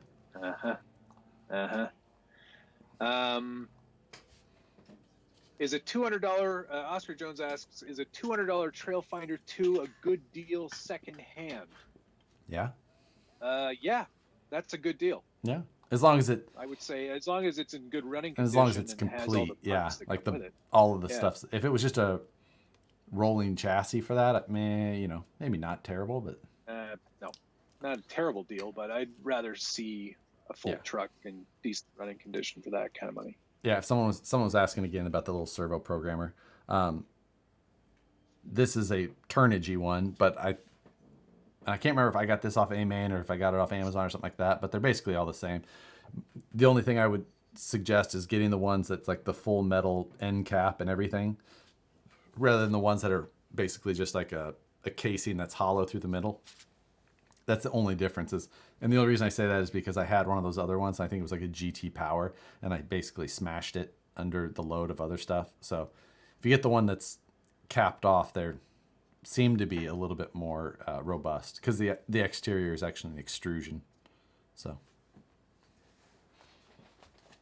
hardly,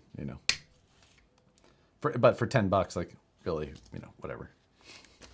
It's not gonna be that big of a deal.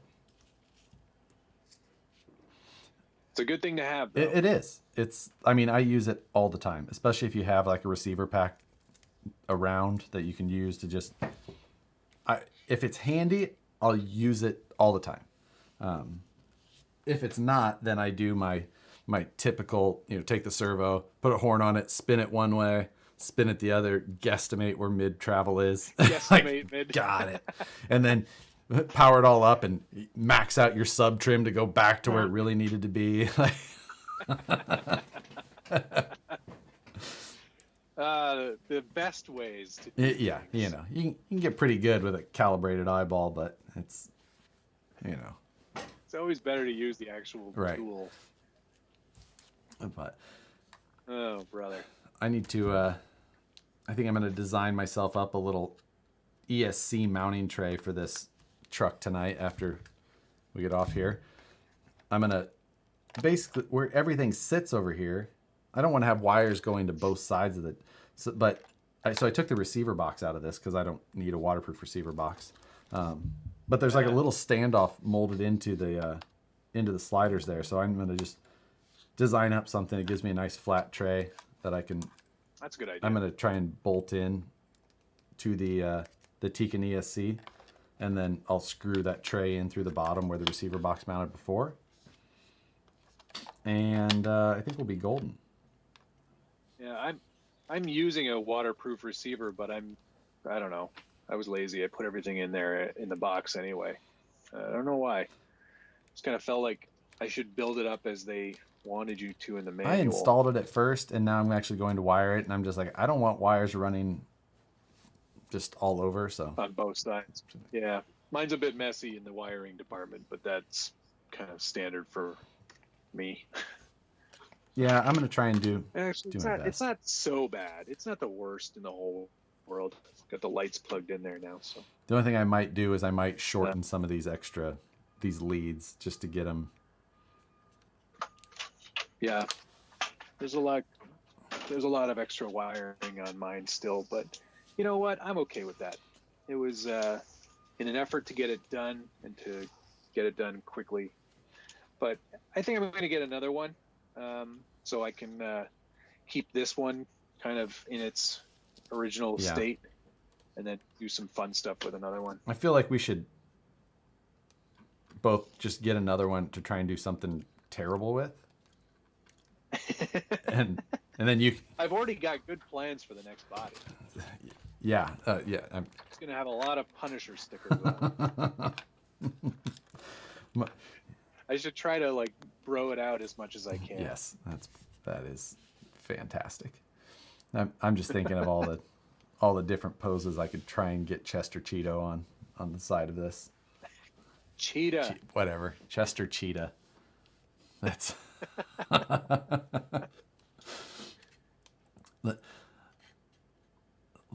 We got a number of a lot of people on the servo programmers, and a lot of people have them just because of how handy they are.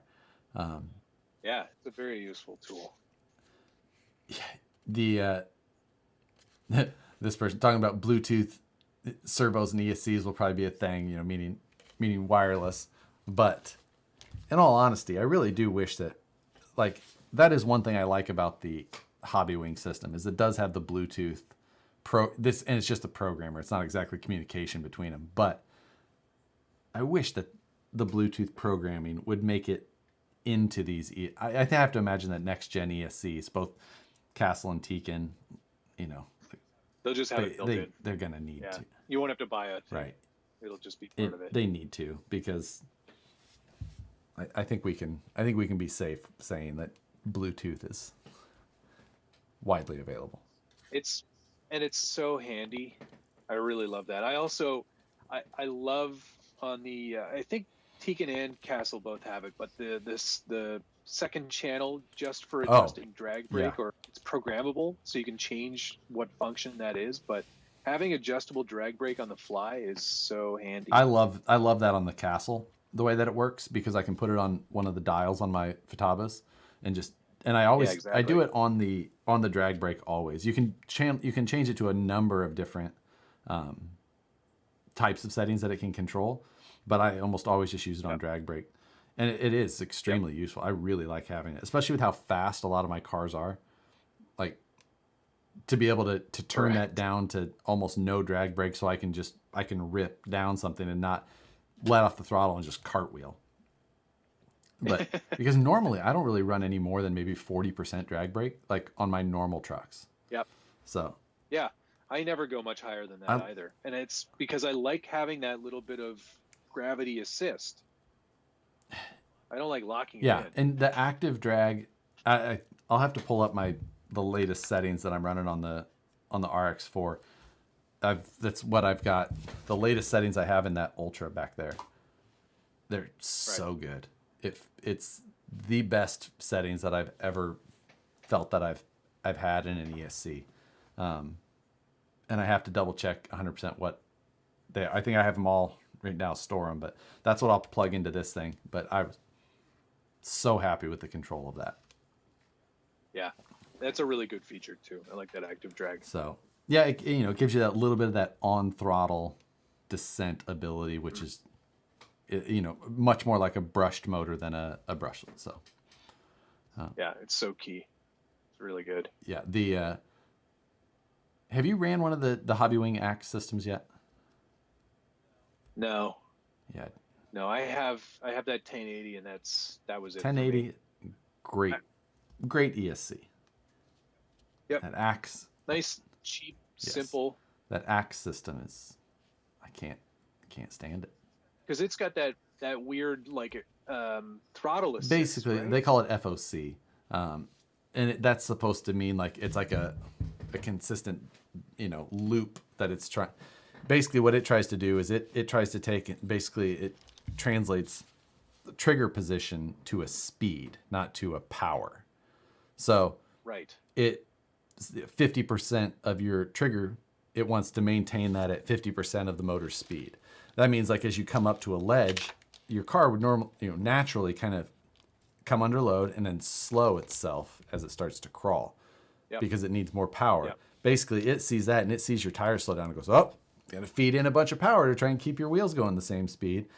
And it just, if you're used to driving a good system, like it's like this, what is this thing trying to do? Yeah. Can't. That would really wreak havoc with my throttle control, I think. Yeah. Like in terms of what I want it to do, it's going to do the opposite. Now, the one thing that it is, like if you, for videos, it does like make things look smoother because it's trying, it's kind of, and it makes it look a little bit more natural. Yeah, it's compensating. Because it's doing this little. Yeah. But for me, like the actual, like I feel disconnected from the car when I'm driving it. I'm just, this has got to go. Right. So. Yeah. Okay. But you should still try it. Yeah, I'll probably have to give it a try just so I can sort of get a better sense of how it actually feels. Right. But it doesn't sound like something I'd like. You might like it though. You don't have great taste. So it's. Yeah. True. But yeah, it's still worth giving it a try. You should try it, and it's also gutless compared to other power systems like it. Like it doesn't have nearly the power that, which is I don't know. It's so weird. That's interesting. Okay, but I'll look into it.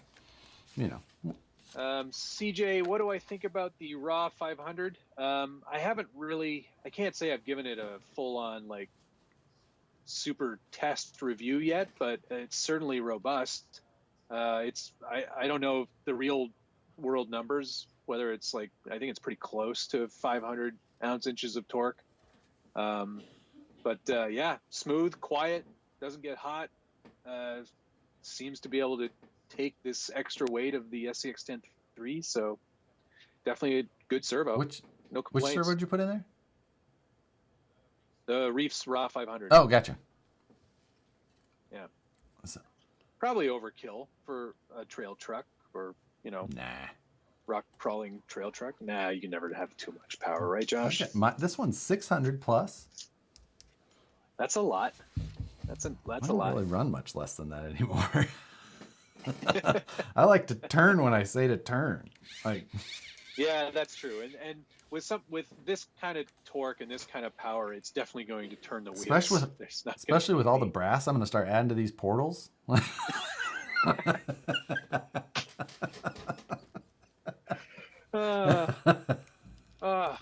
Just made me smack my wound. I cut my hand really badly opening a jar the other day because I actually broke the jar. The jar? The water jar? No, I still have that. Okay. Don't worry. Whew. This is just a jar. I guess you'd call that more of a jug, or a. Yeah, that's a water jug. Okay. This one's the jar. jar. Not a jug. Okay, that makes sense. It really hurt my hand, but it's going to be fine. A lot of guys are commenting on the bumper that I did for the Rubicon. This came from a 3D file that I purchased of a JL Wrangler Rubicon. And I've been spending months slicing it up and making it so you can print it. And it's been an ordeal, believe me. I'm not a 3D designer, so a lot of this stuff is new to me, and it's been a real challenge, but it's coming along. That said, though, even making this bumper was a real pain in the butt because the number of polygons, and it just didn't want to slice very nicely. So it's not something that's really ready for prime time, and I know a lot of people have asked me. I'll see if I can modify it to be sort of something that I could put up on Shapeways and offer for people, or My Mini Factory or Thingiverse or whatever. And I'll do a stubby version too at some point. You're just gonna have to be patient, or ask somebody who knows what they're doing to do it for you. You'll have to buy the file, and the file wasn't cheap, especially to get it to be ready for print and the size that I wanted and everything. Did you have them modify it for you, or like thicken the model? Yeah, I had them modify it, but they didn't do a great job of it. But you get what you pay for. It was like a $60-$70 add-on to the price of the actual file, and it's a file meant for being used in like video games. Right. And stuff, that seems like where most of the 3D printed body files are coming out of. Yeah, and it works, and you can proof is in the pudding. It actually sliced fairly well for the main body structure, but it still requires so much trimming to get rid of extra material to make it fit onto some chassis like this. It's not. I would almost find somebody who's already done all of that work and just buy that for them, because this is a real pain. And before too long, maybe I'll get fed up with it and do the exact same thing. Yeah, that's plus just all that time you're having to spend with sanding and filling and. Yeah, but then I have a hard body jail Wrangler. Yeah, so. that's safe anywhere except outside indirect sunlight. That's. I'll run it in the fall. Yeah. Only. Fall and spring. But I get it. I'm still a Jeep fan too. Yeah. So. Yeah, I'll do anything for a Jeep. Of course, by the time I finish it, there'll be an actual molded. Yeah, you'll be able to just buy a new bright body. Yes, body. Right. Yeah. Yep. That'll be exactly perfect. But that's what I like this file, because it is exactly the truck. Oh, right. You're using a truck that no odd proportions, anything like that. No. It's exactly what it's supposed to be, and the wheelbase is perfect. Yeah. Ed was asking here, what do you think about relocating the servo on a 10.2 horizontal in the front bumper above rather than vertical next to the shock towers? So there's a number of reasons why I don't like that situation as well.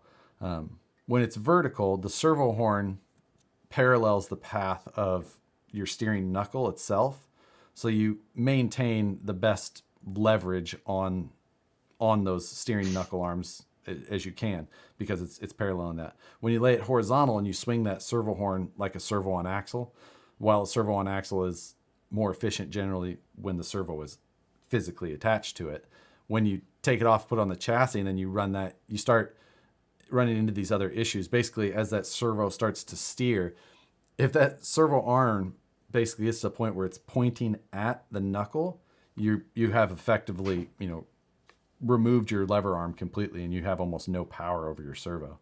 And then generally when you have it in that position, it's harder to get equal length drag link and panhard, and it comes with a ton of other issues. So I've only ran it that way when it was like a situation where I didn't have the room to fit it anywhere else.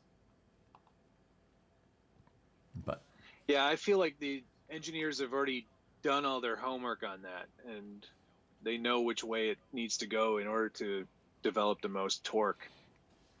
Yeah, and it has a lot to do with the panhard location as well. Like, you want to get your steering link and your panhard as close to equal length and as close to parallel as possible throughout the travel of the suspension. And the best way to do that is usually to get it slammed over against the frame rail with the panhard on it.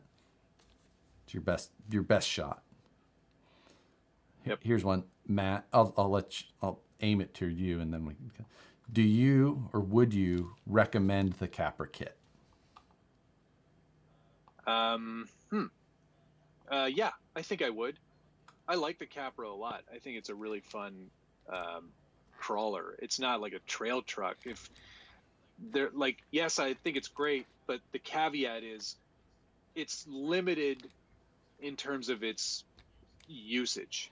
And if you don't have a lot of rocks and a lot of terrain that's sort of suited to a vehicle like that near you, I don't think you'll have nearly the fun you would otherwise. I like it's very specifically built to be a rock crawler. That's a really good point. If you don't have that kind of terrain near you, like if you're just in the sand or dunes or fields or the city, it's not going to be a fun truck.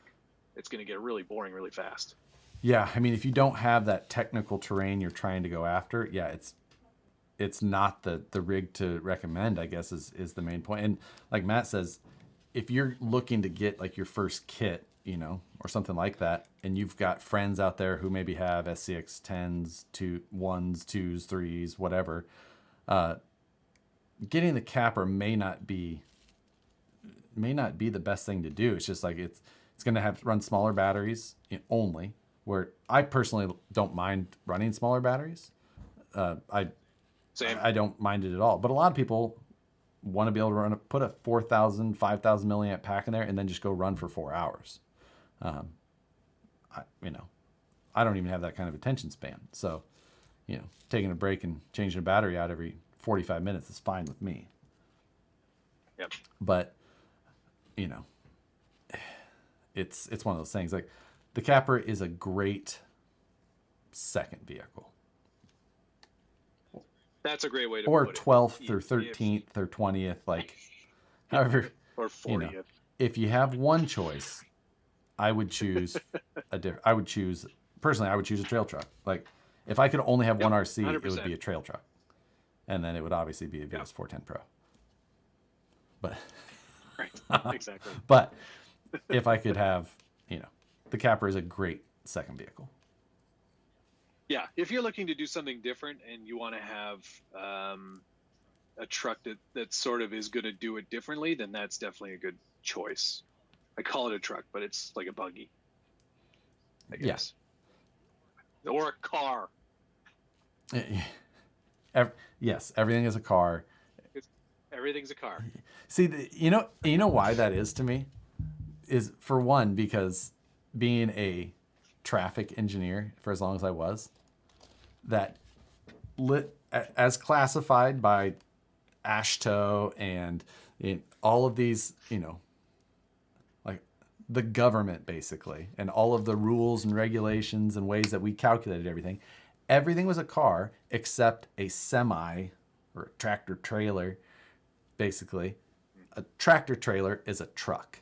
That's a truck. Everything else is a car. That's how it is. You got yourself a pickup truck, that's a car. You have car insurance for your pickup truck.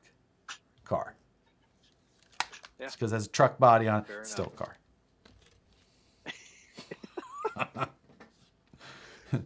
Unless you can fit 12 dudes in the sleeper and 14 tigers in the refrigerated trailer, you got yourself a car. Never in my life have I said, you know what, honey? I'm going to go out today and I'm going to buy a poisonous snake. But you know what? Before I pick up the snake, I'm going to get the snow cheetah. True story, which you have a little information on. But currently, my wife and I are buying a cat from a lady named Carol.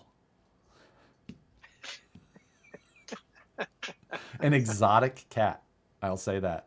Of course. It is from an actual exotic pet lady named Carol.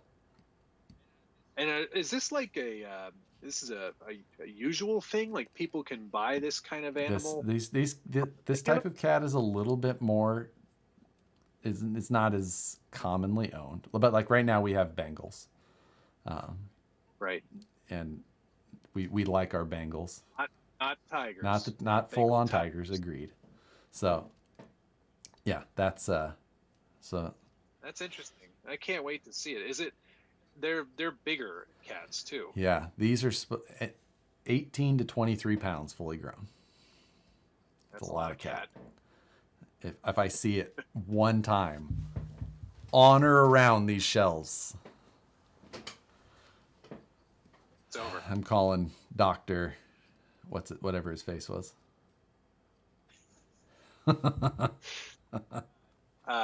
JDK asked if I CA glued the wound, and yes, I did. Because it was a bad cut. It was pretty deep. It doesn't look horrible or anything. It's not like gross now because I've been taking good care of it. But when I did it and the giant chunk of glass sliced through my finger, I was like, whoa. I'm gonna have to make a tough decision here. Do I really want to go to emergency right now? No. So I was like, you know what? I'm going to quickly Google this and make sure this is all right. And yeah, I CA'd it closed. See, I had to do that the other night, right across the top of my hand. You can see it right through here. It's not so bad, but it started on the bottom, and I had one of the drawers open on my toolbox here, and I had one below it open, and I went to close the one on the bottom, and when I brought my hand up, I brought it right across the corner of that, and it was not good. However, the worst part is that I CA glue anything. I cut, just CA glue. Currently, I only have black CA.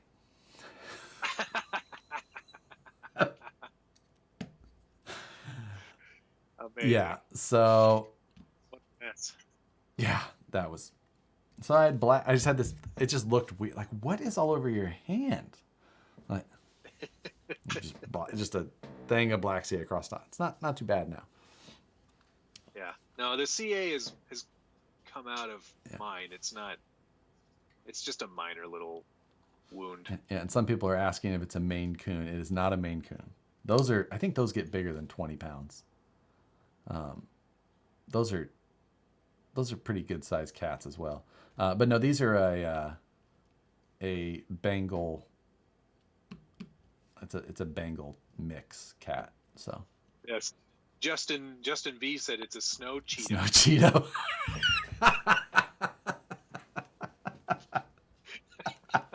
Definitely naming her Chester.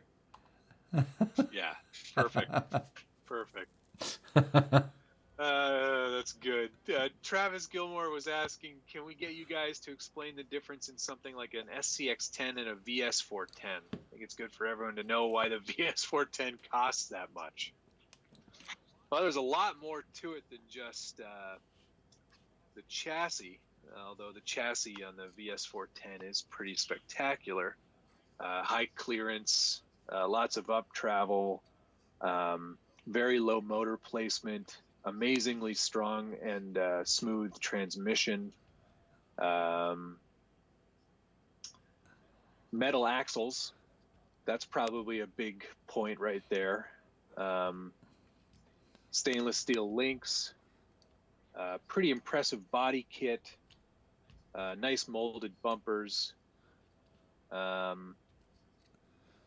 A lot, I would say, like if you're comparing it to like an SCX10 II, it's much more highly engineered, like way more going on in that truck. I mean, the difference in it's an all machined axle, which that's a big chunk of it, and then it's got machined aluminum knuckles as well, another big part. The drive shafts are machined steel rather than like a plastic and metal combination. So those drive shafts are pretty extensive. They're a fully machined aluminum shock as well, rather than any of the plastic. The stainless links are kind of becoming par for the course now, so that's something that just goes right along with it. But like the axle shafts and a lot of those components are made from chromoly, which is like our upgrade parts for axial cars and things like that. It's axial trucks, whatever offends you the least. About as good as it gets. So there's just, it's like what eventually I will take this SCX10 III and keep adding and doing and things like that. And then when I get towards the end, it will be more similar to like a VS410. That's just the path that we usually take. So we take a kit like this and we upgrade it to a point like that. With the VS410 or VS410, Pro or Ultra, basically you're just starting there. But it would cost you quite a bit less to just, when you buy one of those, rather than starting and building. But a lot of people will like the Jeep body or like this style or want to try this. I buy all the kits because I like, they're fun. They're fun to build. So I want to own them all. There's a Ron White joke that once you've seen one, you just want to see the rest of them. But it's a little different. It goes a little different, but yeah. The sentiment is there. You get the rest. Yeah. So, it's just, but it's never going to be for everybody. It's not the point. And when it's not for you, then you can buy something else. Exactly. That's the beauty of this hobby, is that there's a lot of turnover. Always take something you have and buy something else, move on to something new. There's no shortage. There's only a few that I've kept over the years, because either sentimental value or whatever, but there's always room for another one in the collection. You can always find something to get rid of. Yeah, and especially for me, I do not. Although I'm starting to find myself wanting to hang on to certain cars, maybe I'll keep this one for quite a while. You're developing the feels. Yeah, I'm sure it'll pass. Yeah, probably not going to be a standing thing. Yeah, that'll go. I presume the 410s will be around for a while, right? Well, yeah, but it's a lot of these are VS410 based, at least. I like building off of that platform, of course, as well, because it's got the things that I like to do. But yeah, so who knows? I'm sure I'll sell things. Digital Mike asks, can you put SCX10 I SSD axles on the VS410 chassis kit? You could, because the skid plate. I'm going to say the skid plate stuff's the same, but you would need to do. SCX10 I likely means you're using servo on axle, so it means you're probably gonna have to do some clearancing in the front. The first flip that truck for this season had a chassis or had an axle mounted servo on the Capra, and you got to trim out in that servo area where the cross piece is, and it's not that hard, but yeah, anything can be done. That's the biggest thing I would tell people.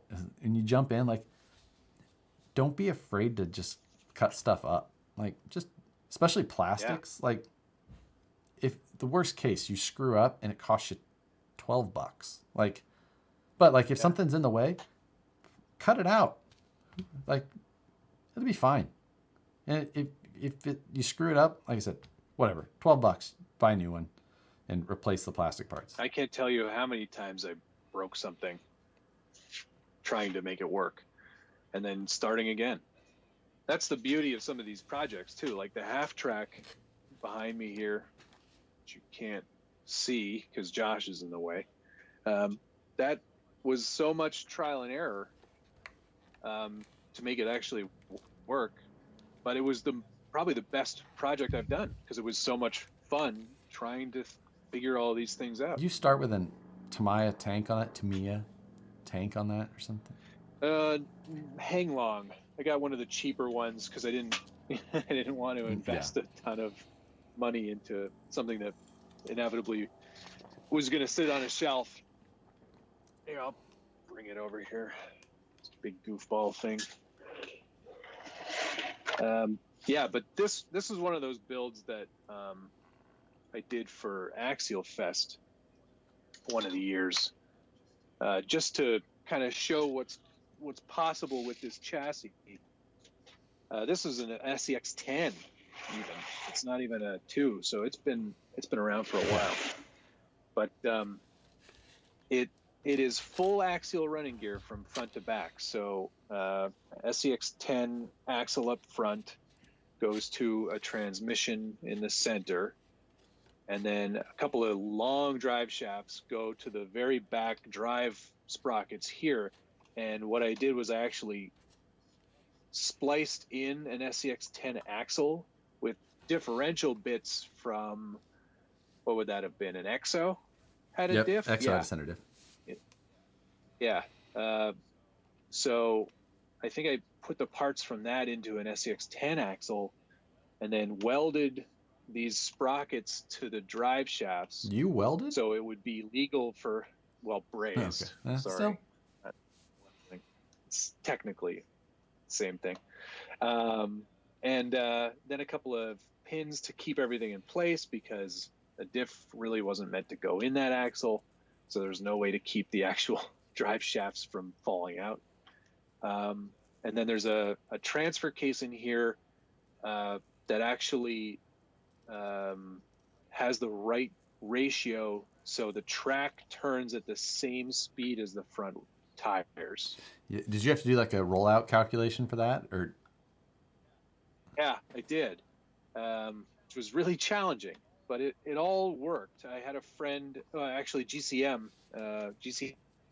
Racing did the transfer case design for me, which I then 3D printed, and everything holds up. This truck drives like a dream, which is pretty cool. So, yeah.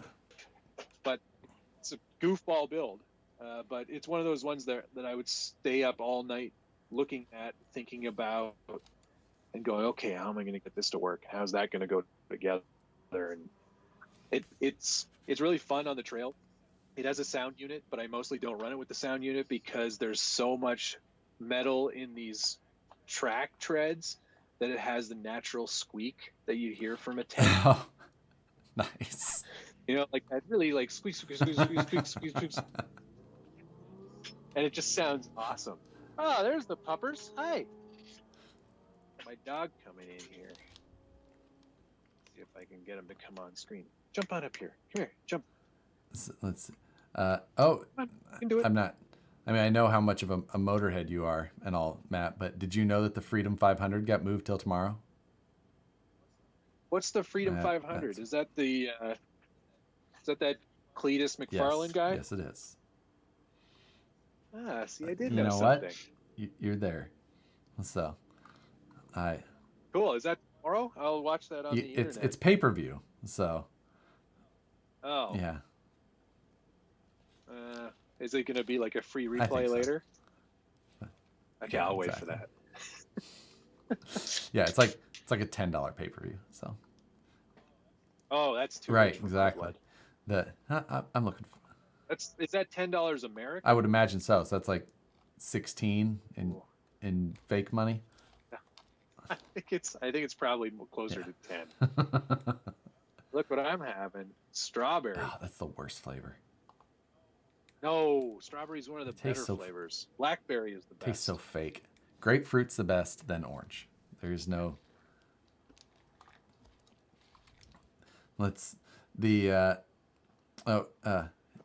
Jay McBadass is asking if we're still going live on Friday. I think I'm still planning to do a live stream on Fridays, but I think my wife will join me.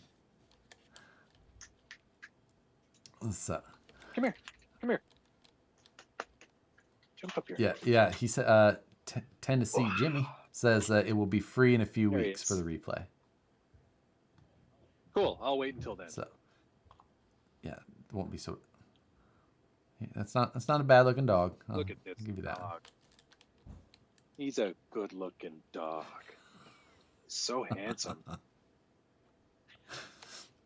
Did you have a nice walk with Mummy? All right.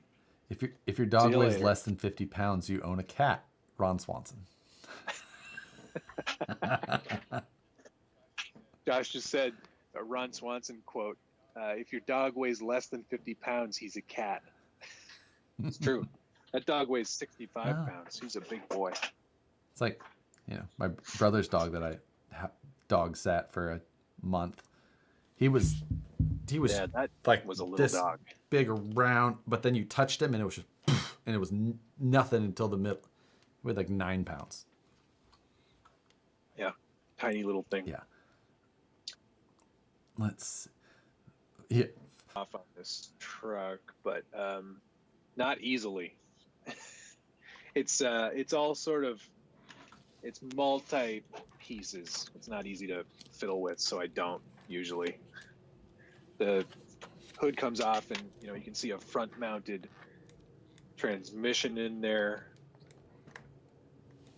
using the GCM front transmission motor plate, some Tekin hardware, and then everything else is hidden underneath.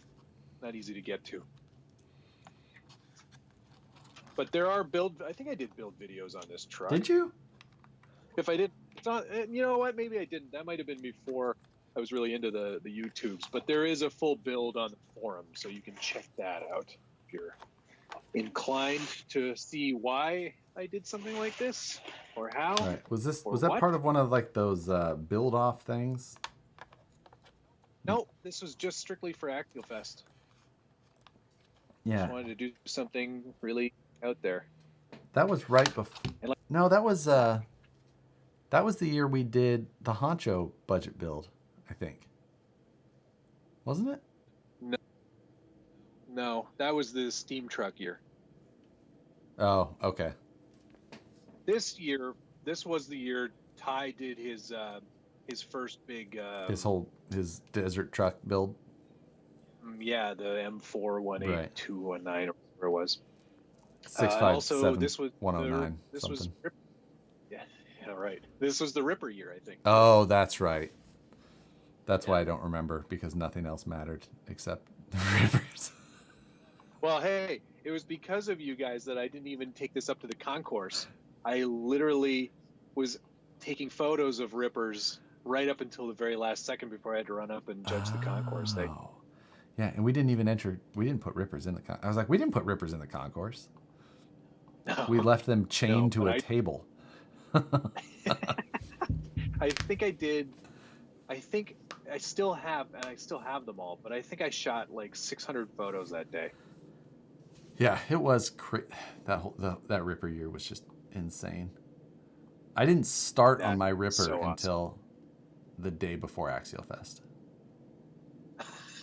I remember I was just getting everything else done because I had 2 other Rippers to get done for it, and then the day before I was like, I need to start on mine, and just slamming stuff together and what a year. What is the main real quick, Craig Thompson, sorry, let me just get this one out real quick. Craig, we have not selected the winners yet. We just are waiting on a couple of judges to give us their scores for the build off on the forum, but we'll have that done soon. What was your latest build off on the forum? Work trucks. Oh, so like if somebody was like a contractor or like lawn care, or maybe like a repurposed military truck that's now being used in the some sort of service industry or something. So we had some really good entries this year, actually, and you should go over to the forum and check it out. There's no charge to see that or be a part of that. But it was a good little contest. Somebody did like an FC Jeep, like one of the classic FCs, which was pretty neat. All scratch built, of course. Right. I saw you post. I think you posted that one on the SBG Facebook. Facebook exactly. And then there was like another FJ28VA, which is like an old school Land Cruiser, which is pretty neat. There was a Ural, like one of those mud runner trucks. Right. Kick ass. Somebody did a fully scratch built Mercedes, like tall cab semi. Like there's just outrageous stuff. So good. Oh, you had brought up mud runner cool members, which leads me to something different. I had somebody ask me if you and I would be interested in trying to do a stream like this with that while like live playing a game. Oh, like a Twitch live stream. Kind of, yes, but it's a new game. So what's the game? Oh. So Oh. it would Oh, okay. So I think it would. I think I know what you're talking about. I think it would be fun. So I'd be down for that. We just have to figure out how to make it happen. So yeah, is it going to be PC only thing? No. Or like an Xbox or that's what I don't know exactly how okay. So yeah, either way, that's I remember that now, and no better time to give them completely incomplete details than live during a video. So. Absolutely, yeah. With that little knowledge, I'm in. Oh yeah. Sign me up. For those of you who are gamers, Snow Runner is going to come out here soon, which is like Mud Runner but snow. I saw that. So yeah, I have an Xbox now. My best friend who lives across the street. It's a long story, but we've been friends since high school, and they ended up buying the house directly across the street from us, which is pretty cool. But his wife works for Microsoft, so he had a couple of Xboxes at home. So he's like, I'm not using both of these, so you might as well have one. So what a perfect time to get an Xbox. Yeah, yeah, I mean, why not? Xbox, I always preferred Xbox over PS as well, but at this point now I'm basically only PC gaming, which I don't do all that often, but you know, there's a few I play.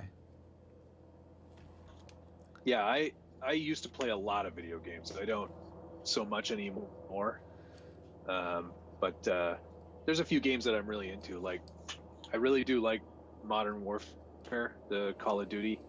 Not much for first-person shooters, but that one has always been a real classic in my book. I figured you for more of like the Oblivion or the World of Warcraft and the. I can't stand that stuff. I can't. Working on your spells and your. Yeah, my friend he always played this game. I can't remember the name of it, but there was like the object was to go chat with other avatars and be like, find out the rumors about what's going on with spells, and it's just like, kill me. Can't do that. It sounds so boring. Yeah. Bill in here is talking about iRacing, which is one of the I'm trying not to cave, but I feel like I'm gonna cave and get iRacing and then fabricate myself up a racing seat and pedal setup. When I had a PS4 for a long time, and I had a full I spent the real money and got like the Fanatec steering wheel, the pedals. I had a seat. I was legit serious into racing. Jeez. For a little while. Yeah, that Fanatec stuff is no joke. No joke at all. It was amazing. It was really cool. Yeah. Man, I've looked at that stuff. It's like a $2,000 setup to get that Fanatec stuff now. Oh, was it? Oh, I don't think I spent that much. I think I got mine used. Yeah, that's because your wife's listening. It was used, and I had it. It was on sale when I got it. I haven't had it forever. Mine's always like, oh yeah, I traded a set of Wraith axles for this.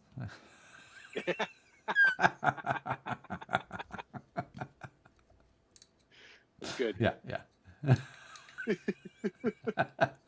Oh my god. Wreckfest. I do like Wreckfest. I play that. I play Wreckfest, BeamNG, whatever it is. Grand Theft Auto 5 because that's a go-to. You need to. They still have that, right? The online component is the big part of it. Yeah, now, right? but I don't play the online side of Grand Theft Auto very much. You just do the campaign. A little bit of Rocket League, which is an odd one, but still fun. Oh, Rocket League's the best. I do like Rocket League. I play that all the time. So, if anybody wants to friend me on the Xbox Live Network, my screen name is What's Smelly.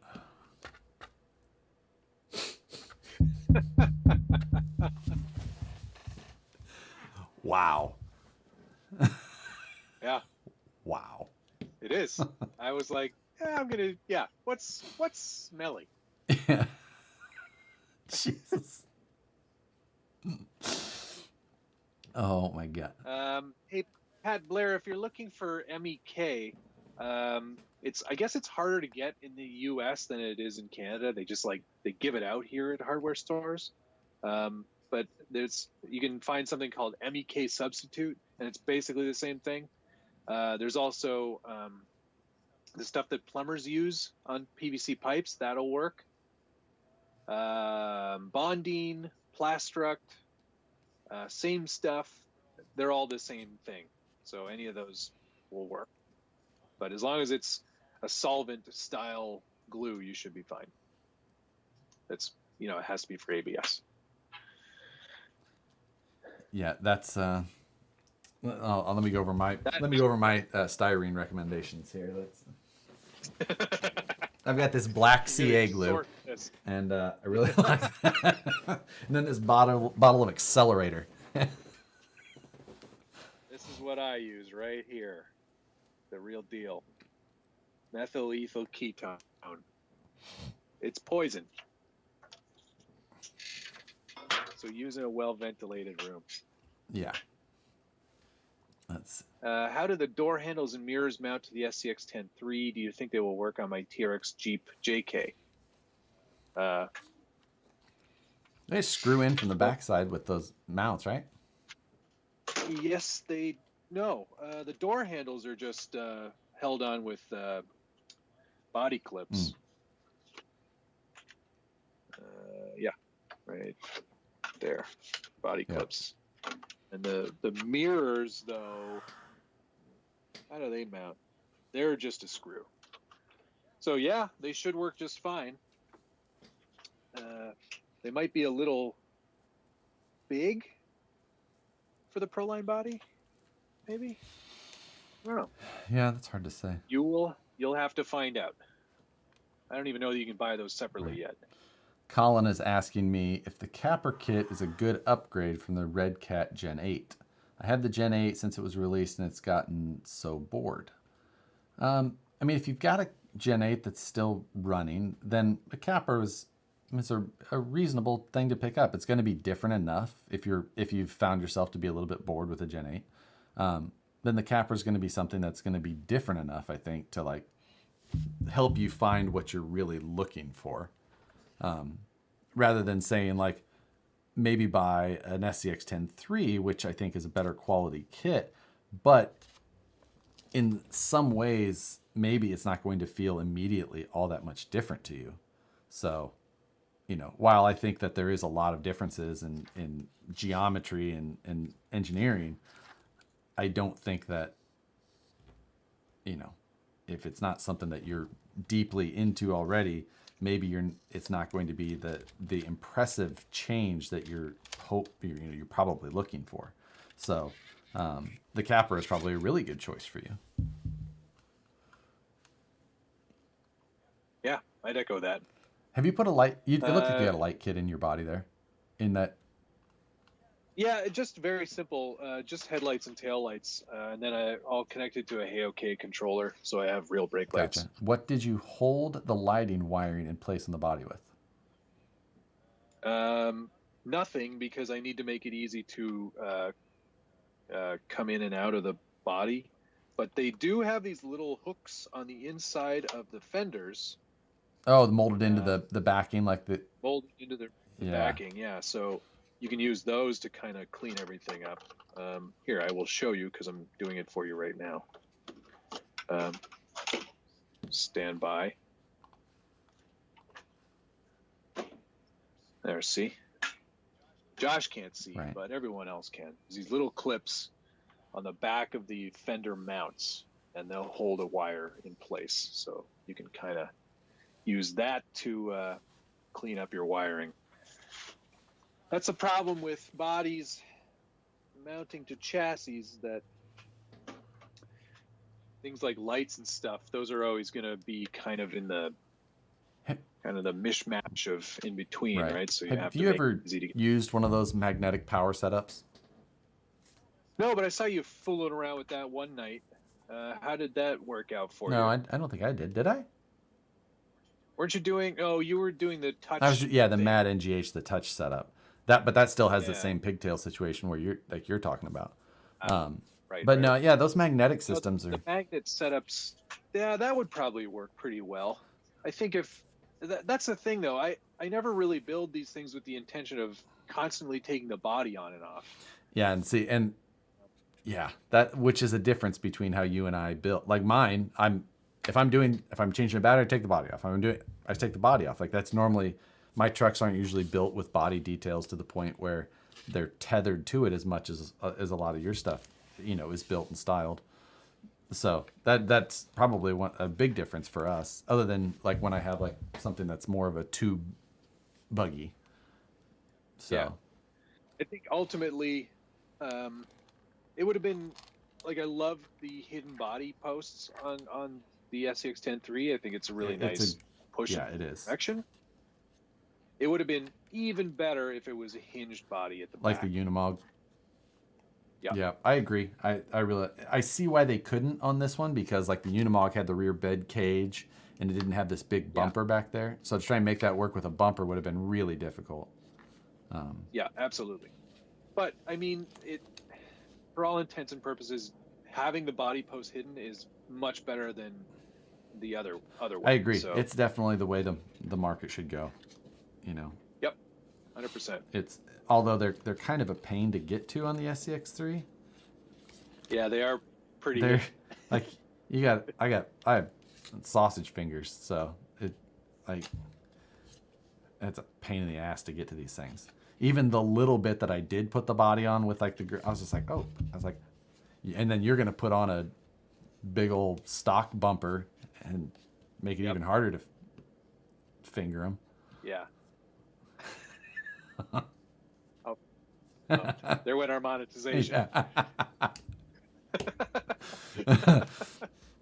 Yeah. Man, how am I going to make that $7 back? SD was asking. He says, "Does your SCX10 III have driveline ticking under load? Lots of people have the issue, but haven't seen a cause for it yet. I don't, but it is a loud transmission because of all those metal gears. I've heard about it as well, but I haven't put mine under load yet to find out. Hopefully, if I get everything printed up tonight, I'll designed up, and then I'll start printing and get this thing ready to go. Yeah, I remember hearing some ticking on my Blazer mud truck that I built, and on the Honcho actually, albeit briefly. But it was just like, I think it was just something in the actual drive shaft, just like maybe like just modulating back and forth against the pinion output on the axle. So it might have been something as simple as that. But to be fair, I have not heard anything on the SCX10 III. I haven't tried it on mine yet. We'll see. Yeah. I think when people say lots of people, it always makes me kind of go, well, that's sort of skewed, right? Because the only people who you're gonna hear anything about are the people who have an issue. Not. But then you all have to think about the numbers, right? Like if you hear 3 people on a forum talk about it, right, there's probably 300 other people who have no trouble. Right. So I saw a post today where the molds on the transmission weren't complete. Like there wasn't enough plastic being injected into the mold, so it didn't make a complete mold. That's the first I've seen of that. So I think it's just, sometimes you're up against the nature of the random universe. Right. Ed was asking if your light controller works like the light controller on the Wraith, but you were talking about a Hey OK light controller, and that's an actual switchable controller from a radio, where the light controller on the Wraith was just a power converter from receiver power down to 3 volts or 6 volts, depending if it was the clear or red LEDs. So yeah, for sure. Yeah, the Hey OK one. This is just a very simple one. It's not controlled by a radio. Or actually, yeah, it does go through the ESC, so it knows when you're applying throttle, so it turns the brake lights off. But That's its only function. Oh, yours is actually even that. Okay. Yeah. And does yours have a headlight on off? No. Okay, so it's just it's literally headlights on and brake light. Yeah. Function. Gotcha. Okay, that's not so bad. So. Yeah, it's really super simple. One of this Chuck Hall had said here that he's surprised that Traxxas hasn't fired back at Axial, which for what he didn't say, but it's just kind of like I've seen a couple of comments so far as like, do you think that Traxxas will do something now that Axial's released the SCX10 III? And I don't know that I'm guessing no, because I don't think that the TRX4 is probably good for at least another 2 or 3 years. Easy. Minimum. And with Traxxas, they'll roll with a platform like for a while. I don't think the TRX4 is going anywhere, and I don't think there's really much that they could do to that platform that would change it. I mean, or that would make it more desirable at this point. Yeah. It's a great chassis. I'm not knocking the chassis itself. The TRX4 Sport kit is probably my personal favorite, just because it is a much simpler driveline. There's no diffs. I don't think there's even a 2-speed in that one, is there? Nope. Nope, it's single speed.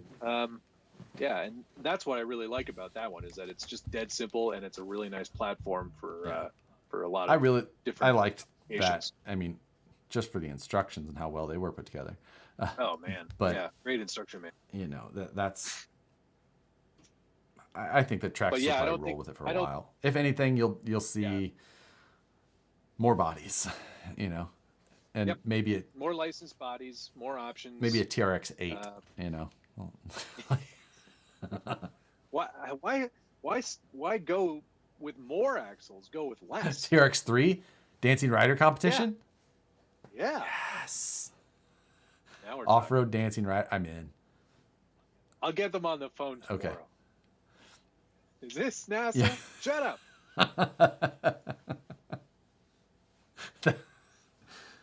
There's some. We have to do some sort of 3-wheeled dancing rider conversion. I hate to say that that's probably in our future. I mean, I've got the kits. You need to build that, get your mind around it, and then figure out how you're going to build something using none of those parts. Can I use straight Bryson Dorfmeister asks, can I use straight acetone mixed with package foam or mixed with little pieces of styrene to create a bonding material? What I do is I use MEK, or a polystyrene or a styrene bonding agent of some kind, and little shards and shavings and bits and pieces of styrene, and then I mix it all together into a slurry. That's what I use. And it's best to use. Secret ingredient is fingernails. Little pieces of matter in every build. Yeah. I grew this. This is an organic truck. Speaking. No, the best thing though, whatever body you're chopping up and putting back together, use the pieces that you've chopped up or taken out of that body in the slurry that you're using, because the plastic's the same formulation as the plastic you're trying to bond it to. It'll be a much better bond. Right. Or use black CA glue. Whatever you have handy, either way. We actually, what would be really fun to do is a video where I do the things you do and you do the things I do, but we both do them poorly. Yeah, well, so like done. I'll do a welding video, like a TIG video, where I just melt straight through the metal. Forget to put the hood on. No clue what I'm doing. And you can do a styrene construction video where you just use black CA and cardboard. Yeah, cardboard is a spatula. Pour on the CA and just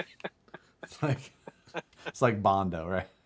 Take the little spatula, you mix it up, and just coat it. Yeah, that's exactly how it works. Wow, my spatula stuck to the bottom. So since the SCX10 III has been out for a bit, is the SCX10 II going to die off? I recently got an SCX10 II right before the release of the SCX10 III. Should I keep the SCX10 II or get the new SCX10 III? That was from Dawson. Well, I think we talked about this last week, where I think we both sort of thought that we're not going to see a ton more development with the SCX10 II. I postulated that we'd see another 6x6 on the SCX10 II platform. Yeah, I don't know whether or not. I think there's still a lot of life in the SCX10 II, and there's so many upgrade parts and so many aftermarket people who are making things for it still. Right.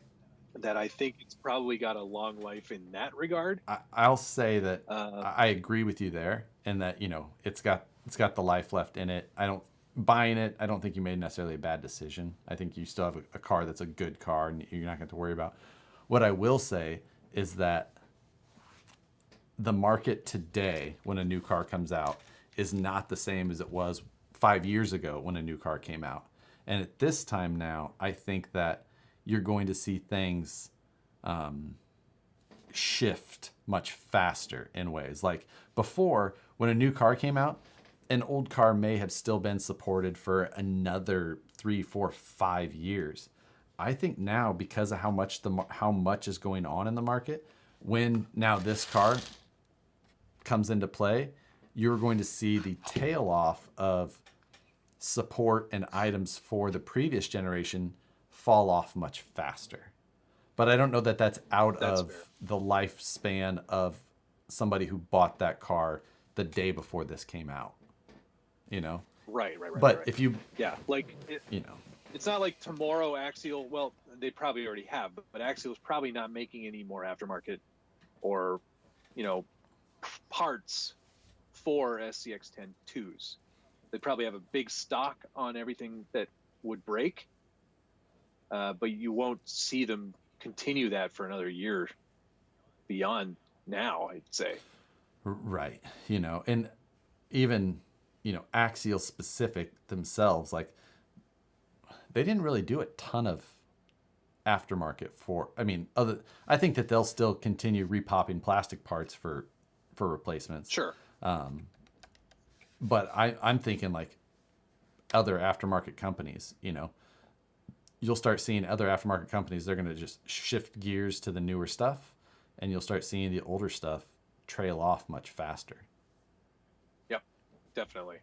So, some clarity on that Traxxas question. Some of the guys here, Blue Dooley, says that maybe he was asking if Traxxas is going to sue Axial. Oh, that's always the throw out with Traxxas, but I don't think. Traxxas has got sue happy with a few things, but also they have a number of things pretty well protected with actual patents. Yes. And some of them, like the suspension components that Arma got into trouble with. And I read through that patent I actually read through that whole patent. I kind of like reading through patents. And it's like a 40-page patent document. And it's like, everyone's like, how can they sue for that? Cantilever suspension's been out forever. And that's true. But what that patent was actually over was the cantilever suspension and steering servo combination and construction with exactly how it was done, which was almost identical on that Nero. So it's like, it was just, and I think that they even had like a very similar diff locking setup in that car. I could be wrong. I don't remember. It might have only been that suspension setup, but nonetheless. Yeah. And, some of the other comments here are like, well, the Axial has portals, and Traxxas did portals first. Well, they didn't though. G-Made did the first portal that I can remember on the R1. That was like 10 years ago. Yeah, I think I can't remember of anybody who did portals before that G-Made. And then MST did it before Traxxas again. Right. That's not even a thing. That's a mechanical thing that just is out there. I don't think Yeah, you you could can't just sue a someone portal because they axle. also did something. Like there's only No, certain that's not how things it that like works. how that works, you know, either copyright Right. infringement or patent infringement. So, Right. And any of the things that are on the Axial truck are not. There's nothing on it no. that is There's nothing on this even car at all that's a similar. Traxxas knockoff in that respect, you know. No. It just has No. a lot of design features that are mimicking things that were also done in the Traxxas as far as, you know, having a portal axle with a 2-speed and does have a forward motor, you know, that type of thing. Those things are very, you know, following a Traxxas suit. But I do like the, I guess the one thing that I'm going to be the most conscious of driving this car is the motor on this is high. You know, Yeah, it is. You know, they put that motor way up high. You know. Well, way up high in relation to the VS410, for example. But even like compared to the motor on a stock 3-gear transmission, it's almost it's higher it's up. almost over. It's almost completely over top of that height. You know. But imagine though, just because of the geometry of the actual chassis rails, compare that. Like if you put straight axles on that truck. Mm-hmm. And compared it to a traditional 3-gear or even the SCX10 II transmission from the kit version, I think you'll find that it sits lower. I think it's just the portals that are making everything feel. No, yeah. You don't think so? It's way higher. Gosh, I wish I had. Okay, all right. Nope. I'll allow it. Just relationship. Like take the axles out of it. Just skid plate to bottom of motor. Like that distance. Yeah. Oh yeah. Considerably Okay. higher. All right. So I think that's the only thing I'm going to be conscious of is that.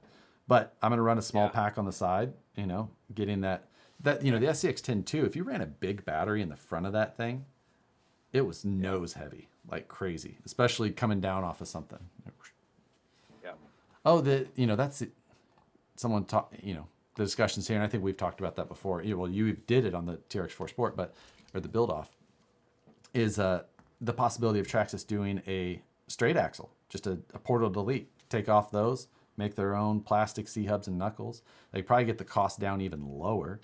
You know, all of a sudden they probably have the $239 RTR TRX4. You know. Yeah, that's a really good thought. I mean, I've done it. It's not impossible. The gearing would have to be substantially different. Oh yeah, but they could so easily do that. You know. Yeah, that would be great. I'd love to see that. So, and honestly, I mean, I'm sure they're going to do it now that Axial. I mean, it's pretty much written in stone that they're going to do a straight axle. And maybe they will, or maybe Traxxas is just going to go, we're killing it with all the portals, so yeah, let's just leave them on there. We're just going to keep going, you know. They're selling. I'll add that to my call that I'm making tomorrow. Exactly. That's the Nero had the diff. Let's see, and on the fly adjustable diff along with the cantilever suspension. So yeah, it had a bunch of. Let's see. What happens in the future with all the Vanquish 10.2 products? You know, it's all just a matter of keeping up with demand, and while demand's high, you know, they'll stay in production. But then, as just like everybody else, as times change and other products which you know are newer for cars, like a newer car, like as we get more and more of those, then you have to, being that we only have so many machines, you have to start pulling off old stuff that's, you know, slowly waning in popularity and bring in the newer, what will be more popular product.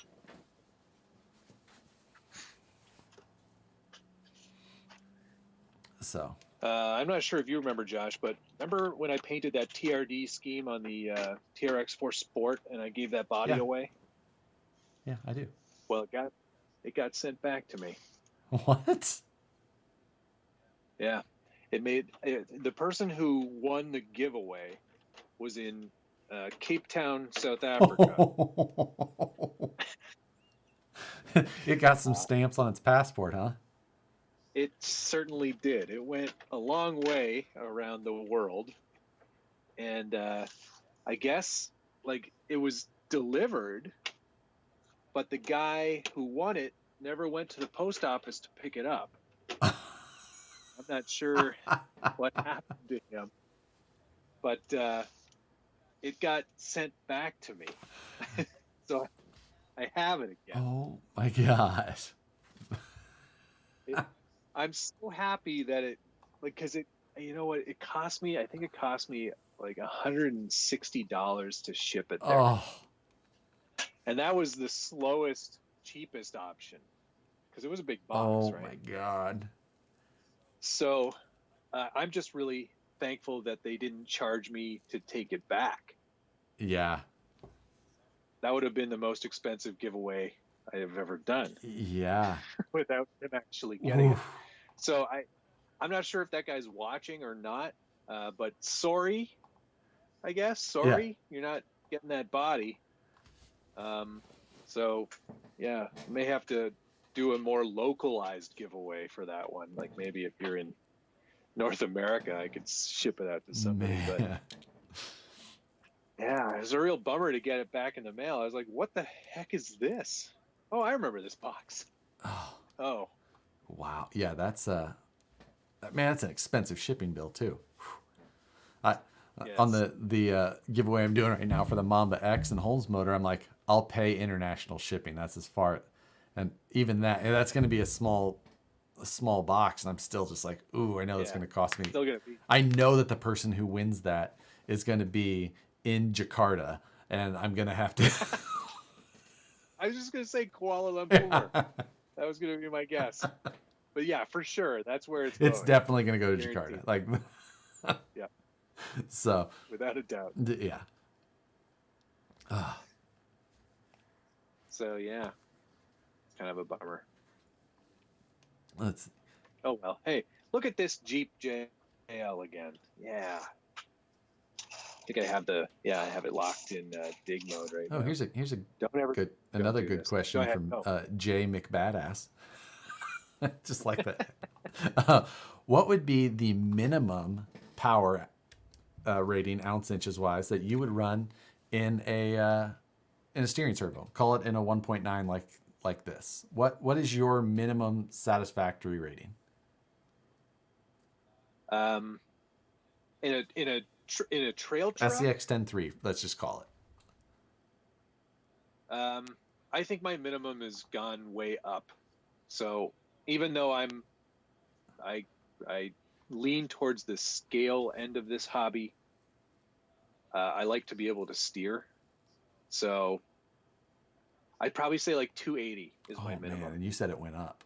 What was it before? Yeah. Oh man, it would have been way lower than that.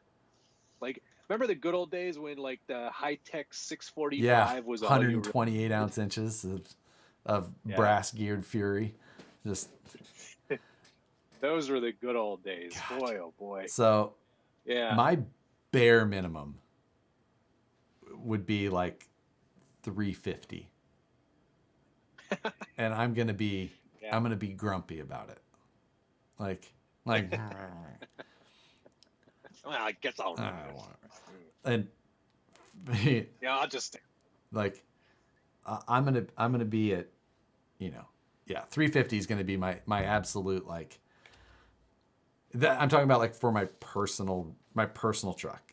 If I'm I feel like if I'm at that it's gonna be like, okay, it's still gonna turn well. It's still gonna turn, but like I know if I'm gonna wedge it, if I'm up against something with the weight of the vehicle, I'm not gonna be able to turn into it without power yet to get the truck to start to climb up. I'm gonna have to like be on power and have the tires moving. So where I like to be is closer to that 600 ounce inch range. And then where I go sometimes is like Futaba A700, which is 1,027. Incredible. Yeah, that's I would love to try a servo like that. I've never had that kind of power before. I mean, the Raw 500 is probably my most powerful servo. I've got a Holmes SHV 500, which is a pretty damn good servo. But yeah, I guess, you know, if I were to take comping even more seriously, this is trail riding. Like serious? No, come on. I'm trail riding. 600, like, you know. Okay. That's, you know, but I mean, our trail riding on, you know, our terrain, I understand, like, a little bit different. Yeah, like we've got rocks. I have some rocks. You've seen them. Yes, the same ones in every video. Over Boom. And over. Yeah, I know. Shut up. So rude. So rude. I went to my spot. Yeah. And then tomorrow I'm going to go to the good spot. And then after that, I'll go back to the original spot again. It's closer. And it was cold today. Remember that one day during Mayhem when we were trying to make those DBs fly? I mean, I get like flashbacks of it. Oh, man. That cold, it was like minus 25 Celsius, not including the wind chill. It was so cold. And I was just like, I'm not even doing this. But I went out and I did it anyway. I spent like 5 minutes outside and I was like, nope, I'm done. Can't do anymore. This is stupid. Yeah. Yeah, that was some. I just remember the drag bolt one where I kept getting rain and like having to try rain in Northern California. We're Northern California. Yep. Yeah, but this is my this is the one that in my class 3 I had put my Futaba A700, 1,028 ounce inches of just. How much? Okay, how much is one of those servos? Not talking your friend prices either. I want retail price. I think you can get them. I think they're like.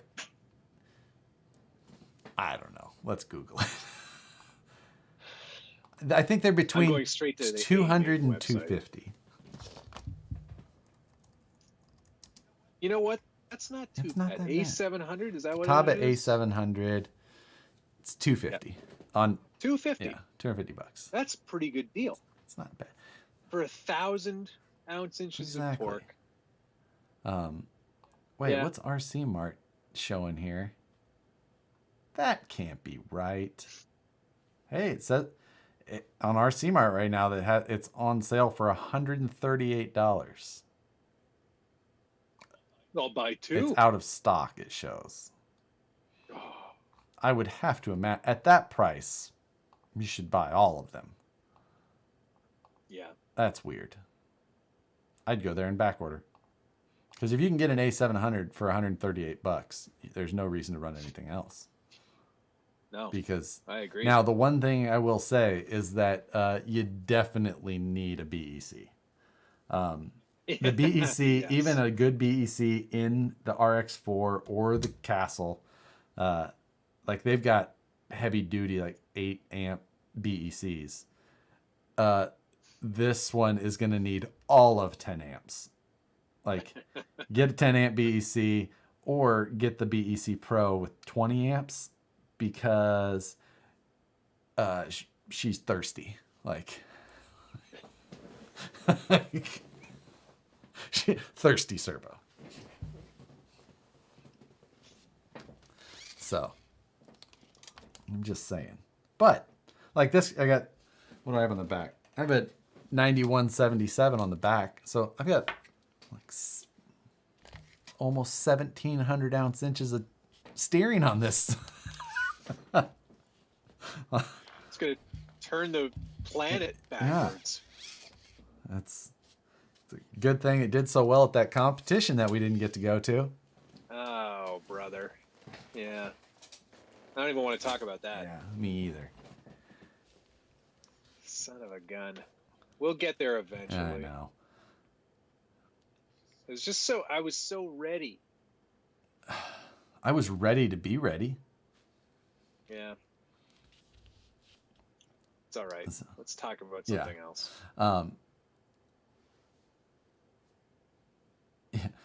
That would buy you a whole truck. And a nice one if you catch a good deal. It would. Well, I mean, you could buy a truck for it. But, you know, and it's all a matter of context as far as who, you know. Well, that's true. You could buy you could buy a truck for that money, but you wouldn't be able to steer. It's like, you know, the motor that comes in my Jeep does just fine, but you know, you're not gonna. You could have a Nelson racing engine, you know. Depends on how serious you are. You're just trying to drive to work. You're trying to get some stuff done. Yeah, exactly. So, Travis had a question about installing decals. He always seems to get air bubbles in windshields and stuff. My biggest tip for that sort of thing is and I can show you here on the SCX10 III. The decals that they include for like the windshield, it actually extends through the entire windshield. It's usually like it's a sticker that is the full face of the windshield. Same thing on the windows for the doors. But what I do, I left them on the rear, but I cut around the actual window trim and get rid of that clear sticker so you avoid all the bubbles. This was just Lex. Do you ever do like the, you know, like soapy water style decal application? Yeah, for big ones, it's always a good idea to use soapy water because sort of slide the decal on and then squeegee out the liquid and it'll sit nice and flat and there won't be any air. That's the way I've done. If you do get air bubbles still, but right. If you do get air bubbles still, use a hobby blade, a very sharp one, and just poke those bubbles. Yeah, make a little with a very small little dot and then just squeeze it out. And that's it. That's decal placement. Yeah. I hate transparent decals that cover windows. Yeah, it's odd. It's an odd choice. I don't love them either. The only time I find them to be like I get why is when they do like the tinted ones, and while I don't prefer those, like I at least get the point of why they did it. I guess the only other point of why you do the large ones is so that you can actually get the shape right and get it so that it stays. You know, if you're trying to do trim, like the VS410 uses just window trim stickers. It doesn't use a solid sticker, but it is more difficult to apply, you know, when you're just trying to do those thin pieces. So it takes some time, but it is the easy way to just do the one big old solid piece. But then you do end up with those terrible wavy windows at times. Right. And to be fair, when you buy a Rubicon from the factory, and I'm not talking about like dealer upgrades or anything, but these two windows are tinted and the front window isn't, because you can't tint, you shouldn't tint those in real life. A lot of people do. And I think there's like a legal issue with tinting your front windows, but this is how it comes, which is why I trimmed it out on the front ones. Yeah, that's a state by state thing. Okay. Yeah, sure. You know, back in the Midwest, you can tint the front windows to 35%. And the rears to like 20, but then out here you can't do anything on the fronts, but you can do the rest of the windows to 5% limo tint if you want. Like, yeah. I just paint them black. That's what I do. Yeah, exactly. Yeah, my chip brush.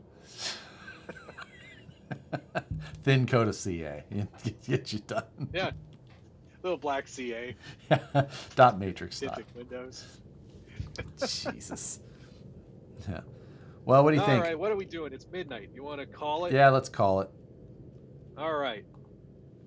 I think we've done quite enough. Yeah, we've caused enough damage. I agree. Well, thanks everybody for watching. Hit the like button if you want to like things. Subscribe if you haven't already. And yeah, go click my giveaway link in the description. It's free. Yeah, Josh is giving away stuff. I'll be eventually giving away stuff, and I'll probably look into what he's doing so I can not worry about randomly picking somebody. Oh yeah, I'm using Gleam. You'll have to send me the link for that thing. Yeah, what's that called again? Gleam. Gleam. Yeah, and I'm using it's like what Linus Tech Tips uses, and so just a third part. It does cost money. So. Oh. I know. You know how I feel about money. Yeah, it's that part. I mean, I think it cost me $120. So. Okay. It's $10 a month. So for like the basic plan. Gotcha. Otherwise, you can do like the better plans for like $40 a month. How many giveaways are you planning on doing? Well, more now that I paid $120 for it. Like, heck yeah, like that's man, I paid all this money. I should probably give more stuff away. Like that doesn't make any sense. But it's like there was this old fake commercial they did on Saturday Night Live for a bank, and they were exclusively a change bank, where all they did was make change for people. So like it was all these testimonials, and the guy would be like, "I was in a real bind. I had a $5 bill, but I needed change for the bus. So I went into the change bank." And then it's like the guy who works there, and he's like, "We help a lot of people. This guy came in with a 5, so we told him we can give you 5 singles. We can give you 10 dimes and 4 singles. We can give you 4 quarters, 10 dimes." And he's like he just keeps rattling on through these things. And then he goes, "People often ask us, how do we make money? The answer? Volume."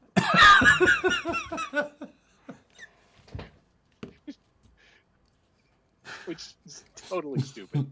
Oh, we should mention that Wednesdays we should have mentioned it way before this, but totally, because nobody's watching now. Yeah, exactly. But Wednesdays every Wednesday, yeah, 9 p.m. Eastern, 6 p.m. Pacific. Yes. So, and then so if you for the next foreseeable future, this for a while all of you are doing your part to stay home when you can, and whatnot, meet us here on Wednesdays. We'll be here. So, but yeah, hopefully doing more stuff. Well, actually, maybe I'll build the dancing rider next week. Oh yes, good idea. You'll watch me struggle through another Tamiya build online. Yeah, exactly. Did you get a bearing set for it? No, but I got a lot of bearings. Okay. Yeah, you want bearings. Does Rapid Edward make a set for those? He does. He does. I wonder why. Indeed. I sent him the bearing list before I built the first one. Amazing. All right, cool. All right. Well, thanks, Josh. This has been fun. I'll talk to you tomorrow. All right, sounds good. Talk to you guys later. Bye, guys.